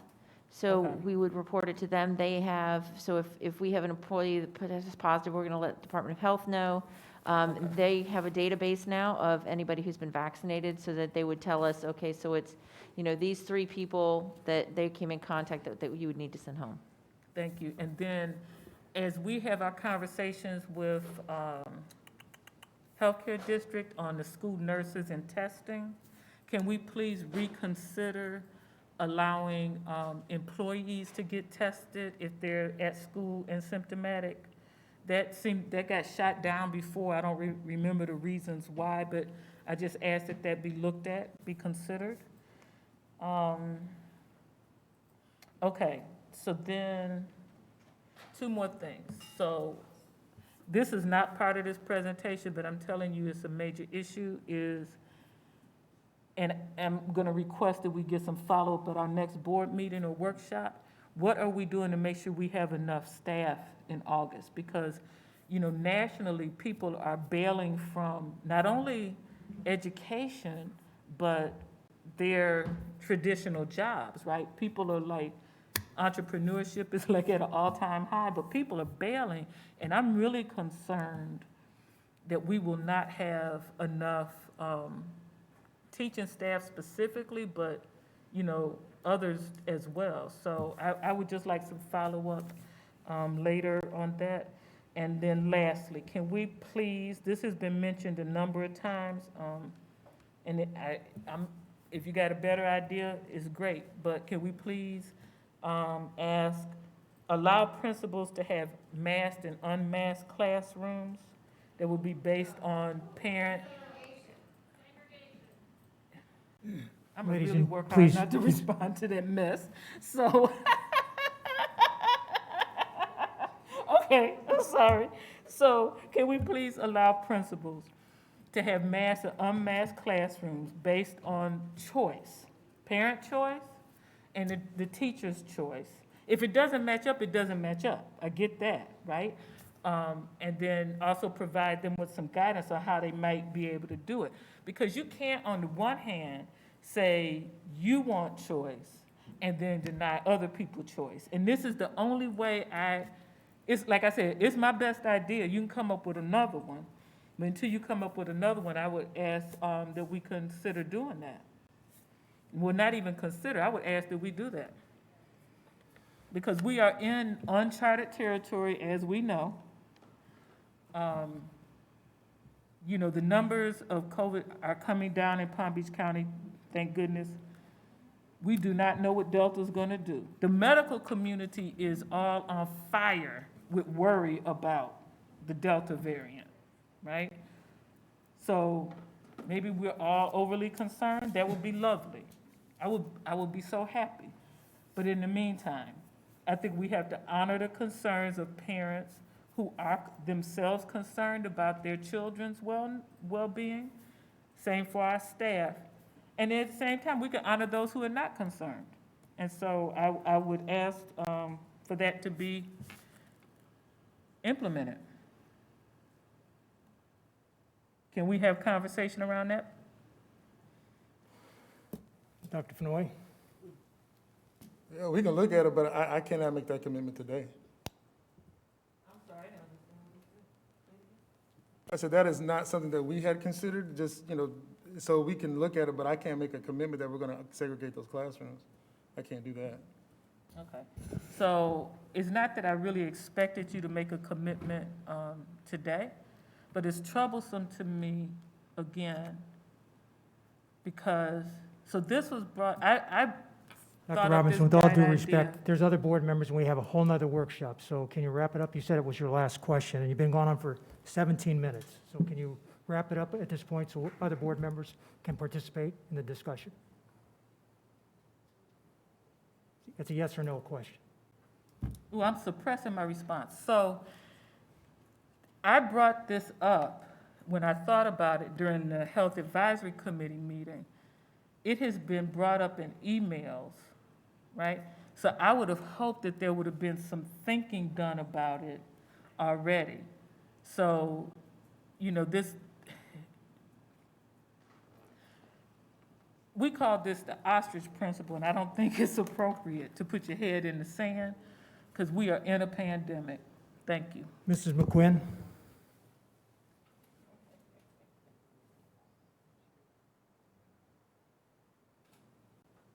I meant to turn my mic on. Okay, first of all, I do have a question that I'm reading from a parent because I think it's a very valid question that will help me even better understand. Okay. But first, I want to clarify. Another parent who emailed that I am lying when I thank staff for answering the questions. Let me clarify.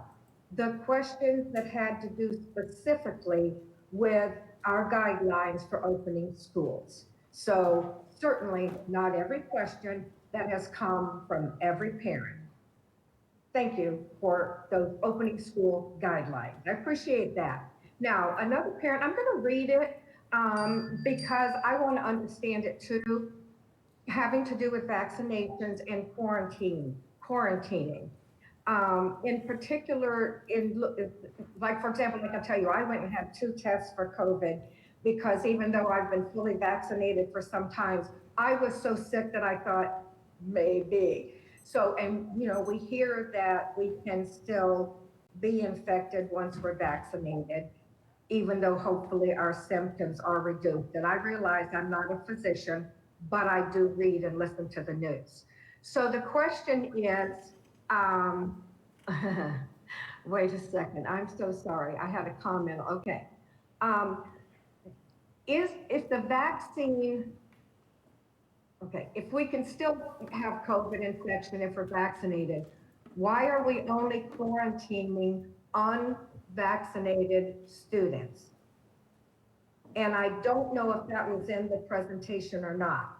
So I guess the question is, are we only quarantining unvaccinated students?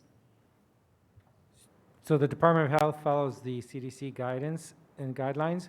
So they would look up if students are vaccinated or not vaccinated and quarantine accordingly. So the follow-up to that is, because the parent anticipated that, that would be the answer. But since we know that if you're vaccinated, you can still get the virus, our answer is we're following CDC guidelines. So if they're symptomatic, they would be, we call the parents to send them home because they're sick. What was the other part of that question? That answers, I think The that CDC does a better job of answering the question. So I'm sorry, you were asking somebody else. Go ahead. And DOA, the Department of Health and Healthcare District are following CDC guidelines. Thank you. Mrs. Andrews. Thank you, and this one's for Dr. Fenoy. I know the last time when we put the guidelines together, you sent the letter out, so will you actually be sending a letter out again, talking about what we have discussed here based on maybe we're going to come up with some consensus today after we finish with this? And everybody, I don't know if there's going to be a vote here, how this will work, that this is how we're moving at this point, because I guess the next time we get together, it may be something different. So I'm just trying to get a handle on what is it that we're really doing. Is this what we're saying we're going to do, but maybe in a month from now, we might be saying something different? I'm still not clear on how this works. So there is no vote.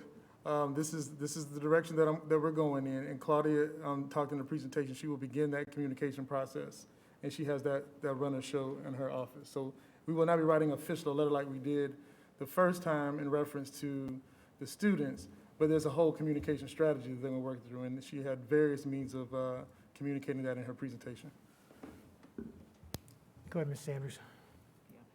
I think it needs to be real clear to people that are reading these things that's coming from us, because they call and they just really want to make sure, is this it? Is this how we're going? So that's why I keep asking that question, because I'm continually emailing back saying this is how we're moving forward. That's why I've been asking for that policy. So Yeah, you're accurate. That's exactly what you should say, that this is how we're moving forward at this time. we're moving with this, and we're working on getting the policy done as quickly as possible so that they will have the true document that says exactly where we're going. Now, this other one is not something that was on the agenda today. I was one that voted to get summer school masks be optional, but we were voted down. So it is what it is when it happens and it's brought to a vote. But I'm concerned from the comments that I'm getting from parents that actually use our facilities, Ms. Paul and the folks on the panel, thank you all so much for what you do. They continue to call me about their children in these masks and heat and out in the sun, and some of them in the building sweating, participating. These are vendors that use our facility. So do we have something in writing that we give them?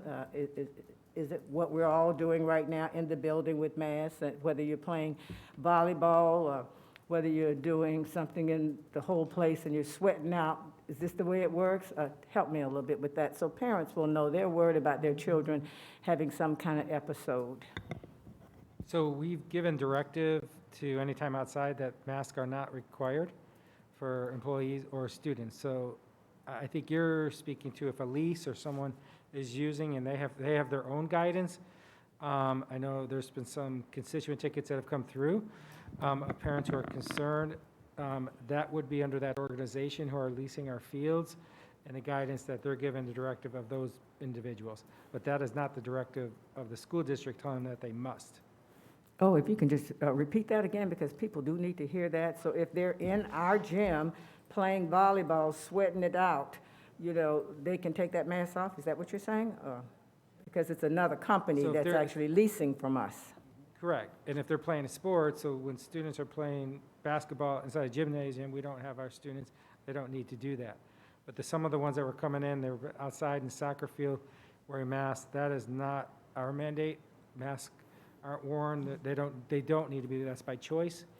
And that would really come under whatever the organization that's leasing out the facility and the directive that they're sending their athletes or people that are attending. Well, that's good, Mr. Oswald, because I think, some of the people who are leasing for us, Ms. Paul, they have indicated to the parents, and I'm a third party, so I'm only listening to what somebody's telling me about their child, that they said they had to follow the rules based on how we're doing business in summer school with all the children wearing masks and so on. We have programs that are run by the district. They fall under the district's protocols.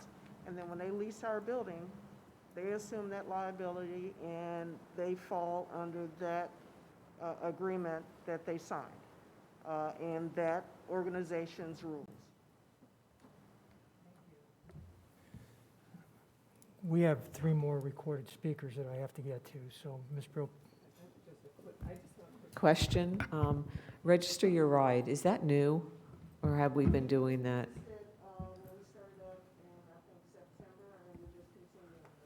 Okay, so I'm guessing that we do have an effort, if students have not registered, that we reach out to the family to make sure that they know to do that. Because I do know that, like in my area, there's a lot of swapping and bus stops and things like that. Okay. And that's the whole point of them registering, so they can see kind of where their stop is and so forth, and they won't be surprised. Mr. Ramasar, would you play the 3 recorded speakers that we didn't get to? I understand the tape stopped. We didn't realize it had stopped, but there was 3 more. My name is Patsy Davis, and I'm the mother of 5 kids, 2 currently still in the Palm Beach County school system. My comment is in regard to the workshop topic of school reopening. As of right now, we've been told masks are optional for the upcoming school year. My concern is the wording in the May 13th letter from Dr. Sonoy that says, I reserve the authority to change course. The start of the school year always results in a greater spread of all kinds of sicknesses, colds, flus, etc., as children and teachers all come together again. To use this to force masks again would be unconscionable. Masks should never have been required in the first place for our children, who are the least likely to contract and spread a virus that has a 99.9% recovery rate. That caveat of, I reserve the right to change course, needs to be abolished. Masks should be optional, period. In addition, the current idea of forcing quarantine for someone exposed but with no symptoms of COVID is ludicrous. You are using this tactic to push a vaccine agenda, as Dr. Alonso has admitted to again and again. The World Health Organization has even come out saying children should not be vaccinated for the moment, as there's not enough evidence of its use, especially in children, who, if they contract COVID, have a much milder presentation than adults. If someone is sick and has symptoms, yeah, sure, they should stay home just like it's always been. But to punish those children and parents who choose not to get an untested, unapproved vaccine is 100% wrong, and it's beyond your scope of providing a quality education. You're not here to dictate medical mandates, but to educate our children.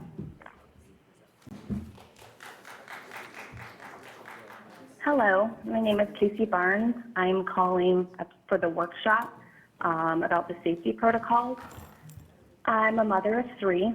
I wanted to start off by letting you know that we moved into this area late last summer. The number one reason for the location we chose was because of the A-grade elementary school down the street, where I planned to send my 3 children. This was our first year in the public school system. And wow, what a disaster it was. I thought, who is to blame here? How is this abuse allowed to go on all year long? Then I did some research. I started watching your meetings and even attended one. Then I realized you individual board members and superintendent were the ones to blame for the poor, careless, factless decision-making that went on behind our backs that were not in the best interest for our children. You gave your power to an evil man, and you took that power and used it not to help our children, but yet instead to harm them. My child has worn a mask for 6 hours, 5 days a week for the last 9 months of his life. With that being said, I am sure you are aware of the study done at the University of Florida, a study that was analyzed the inside of children's masks from ages 6 to 11. They found 11 alarming and dangerous pathogens and bacteria on the inside of these masks. I emailed you all the study and only had one automated response from Frank. which again, is quite alarming when I send actual proof of an accredited research done proving that masks are more harmful and pose an actual health hazard to our children. What did you do with it?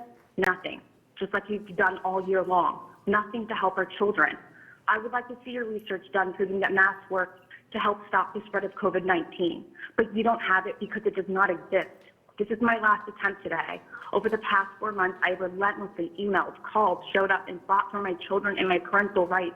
Because you know who knows what's best for my children? Me, the mother. Do you know who knows what's best for my children when it comes to their health? Their doctor, the pediatrician. You are not doctors, so step off of this territory. At this point, I don't even know what guidance you are following. It's not our governors, the Department of Health, or Department of Education. I am fed up.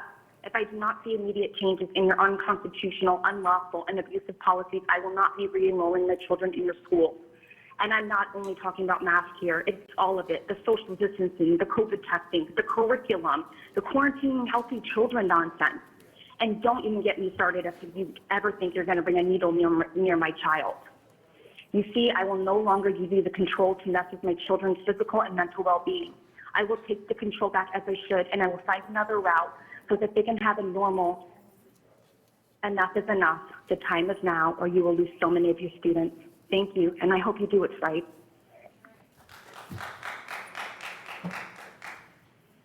Hi, my name is Susan So, and I'm calling in regards to the proposed reopening plan for the school year. I'm a concerned parent that is opposed to the proposed reopening plan. You have ignored the pro-mask group of parents and the CDC recommendation, and now you're removing lots of precaution plans such as quarantine after direct exposure and social distancing, increase outside air ventilation, UV in HVAC ducts. You have also removed the virtual class because you assume everything has gone back to pre-COVID status when we are still in the pandemic. Please come up with a better plan than this. My concerns are there regular testings in school to make sure that anyone who is experiencing symptoms are being cleared? What happens to the children experiencing symptoms at school? Are they going to be sent home being quarantined, or are they not going to be in quarantine until cleared? What happened to the class when someone is tested positive? Are the class being quarantined? Are the kids are they going to miss 2 weeks of school because they're being quarantined? And what about the sanitations in school? These are the questions you should answer and come up with a better plan. Thank you very much. Mr. Superintendent, that's the end of the recorded speakers, if you want to. Thank you, Mr. Tierney. Chairman Barbieri, Vice Chairwoman, Mrs. Brill, school board members, Dr. Fenoy, I'm pleased to be here this evening to help facilitate board workshop number 6, strategic plan development. Joining me at the table is Ms. Kathy Villavicencio. We are aware of the time certain start for the next board meeting. Fortunately, this was designed to be a very quick brief, so we do not see timing as an option. That's the agenda for this workshop. As always, we'll go over the timeline. We'll address the progress on the focus groups that we've conducted to date. We'll give a very high-level view of the feedback collected. This is not an analysis, that's not been done yet, but just a sample of some of the themes that we're seeing, and then we'll look at next steps. You've seen this slide many times before. We're adding an additional steering committee meeting in July in order to continue to refine the draft goals once the focus groups are completed, and then work on the metrics. And then there are 2 board meetings in July to bring the strategic plan for board approval, the 21st and then the 28th if necessary. We've also seen this slide many times as well. We're still in the design phase, that's the middle column. And validate The priority for this phase is focus groups, and those are being conducted now. We'll go a little more into that later in this workshop. We're not yet refining the draft goals, as we want to make sure we do the focus group first and cast our net widely, both on feedback on our draft goals, as well as bring community awareness to the creation of the strategic plan and hopefully community support. July and beyond will be phase 3. Then at that point, we'll refine the draft goals based on board and focus group feedback. We'll bring those revised goals to the board for approval. And then once approved, engage the community and then plan implementation. So this slide was something that we showed on June 2nd, just to share with the board that we are approaching the focus groups in multiple ways. So not just led by district staff, but our steering committee members are also conducting focus groups throughout the month of June, given that they represent certain stakeholders in the community and really want to make sure that they are, their expertise and their relationships are leveraged to spread the word about the strategic plan and collect feedback. We're also conducting focus groups with high impact groups, which we'll talk a little bit more about on the next slide, but essentially you have all received copies of all the focus group information collected to date. It's not exhaustive, but again, we want to be completely transparent with you and our stakeholders that all of that information is reaching board members directly. It will be shared with steering committee members, it will be shared with district leadership, and it will be posted to our webpage, hopefully by the end of this week, to again show everyone what we're hearing. And I just want to give a special shout out to those staff members you see down there. I know Mr. Tierney and I are here what feels like every week presenting to the board, but we really are thankful that we have district staff that is helping us in this work, so I just want to make sure that they get recognized there as well. And on the next slide, you can kind of dig a little bit deeper into those focus groups and how they've played out this month of June. I have 2 more on Friday. I've been doing some on weekends. District staff was able to conduct 42 focus groups over the course of 4 days, some of them oftentimes volunteering after work hours. So again, just incredibly grateful for them. We also have, the steering committee members who conducted focus groups not only with the organizations and their colleagues, but also that contained or had students on them and parents, principals, different various levels of district staff, some higher ed staff. So again, just really trying to cast that net widely, as Mr. Tierney said. And then you can see there some of those high impact groups. Since the district did say in the mission and vision that they wanted to make sure that historically marginalized voices were elevated, we're absolutely doing that in our focus groups. And again, those 1, 2, 3, 4, 5 bullets you see there, you actually have copies of those notes. I particularly want to thank the Coalition for Black Student Achievement because they kind of pushed me to share back notes to make sure that I wasn't misrepresenting anything that they said. So that is a common practice we've done with all of our focus groups to date. And so again, you've received copies of those as well as copies of what the steering committee members have submitted so far, and we will again post those to our website so that other stakeholders can see what other groups are surfacing and kind of see those common trends for themselves. So you'll see in the box below all of our upcoming focus groups as we continue to do this work throughout the month of June. And then on the next slide, as Mr. Tierney said, we're still trying to complete an analysis, but it's been very clear. I've been on every focus group except for the 42 that I mentioned, that there are similar themes coming up that are going to help us with the revision process. As we said before, Insight Education Group is really spearheading that.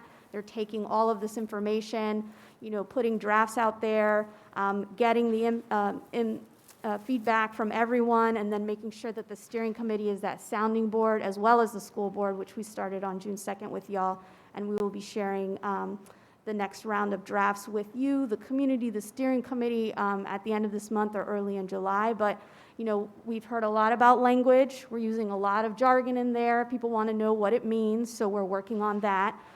We heard everyone pretty much say that Goal 1 under Theme 1 kind of made it seem like we were trying to lower the top so that it was closer to the bottom. So again, we're going to make sure that it's crystal clear that we want every child to succeed and perform to the highest level possible. And then also accountability, right? So a lot of folks are trying to understand, yes, this plan is great, the words look really good, but how is this going to play out once the rubber hits the road here? So that's something that we've also heard in many of our focus groups. We talked about theme 2 and mental health versus social emotional learning. So we're making sure that we're consulting our expertise internally to make sure that we can tease that apart. And really, in this era of COVID and just everything else that's going on with the divisiveness, and whatnot, making sure that we're attending to that. And then implementation, right? So a lot of times on the focus groups, folks will ask us, how is this going to happen? And they want to talk about that more than the strategic plan and the goals and the measures and the themes.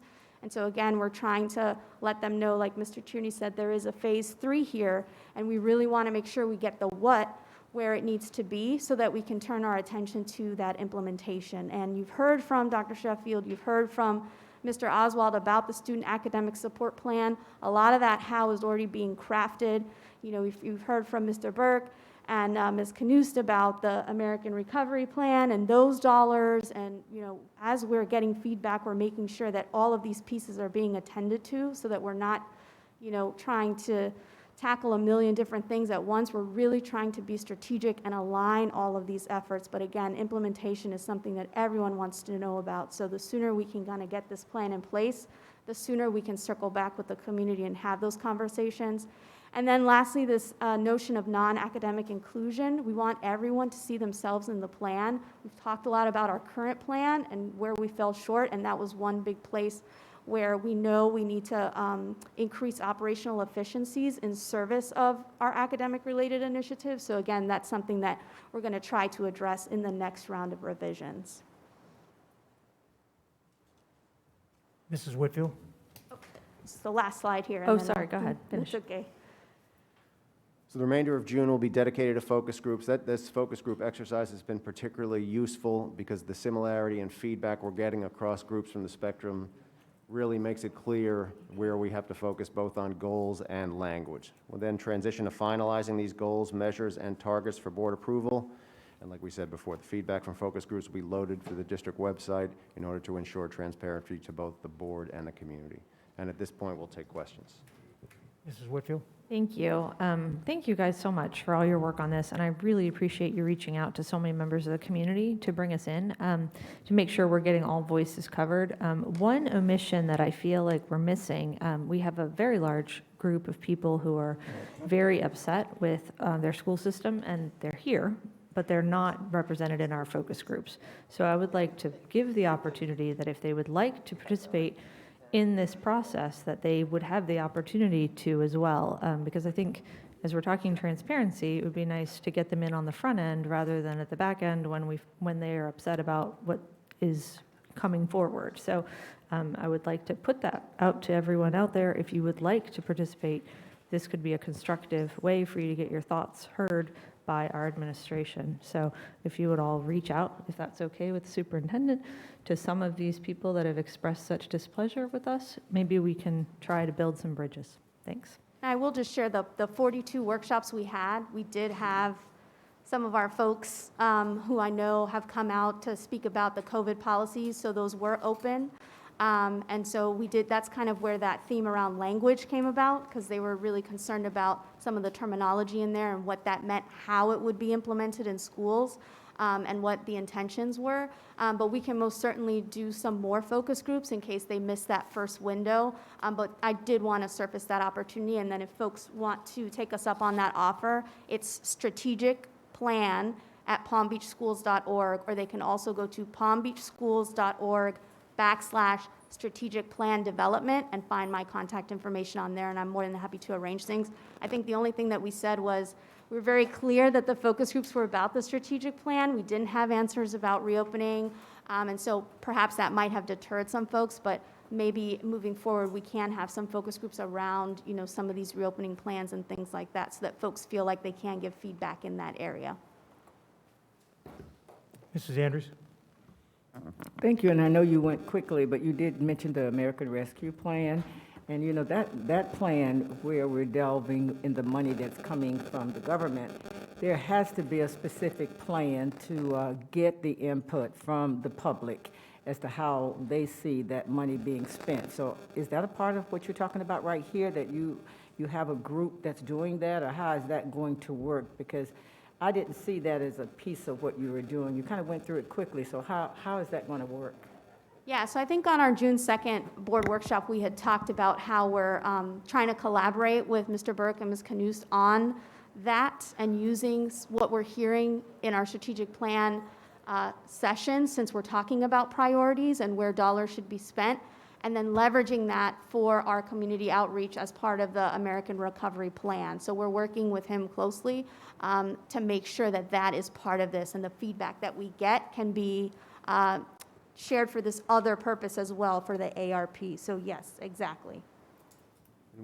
Just to follow up, because we really don't want to lose anybody's thoughts about how that money is going to be spent, and I know you've got these people already lined up doing certain things, so it really does need to be something that's broad enough that you get the opinions from as many people and as many groups in the areas of the county as possible.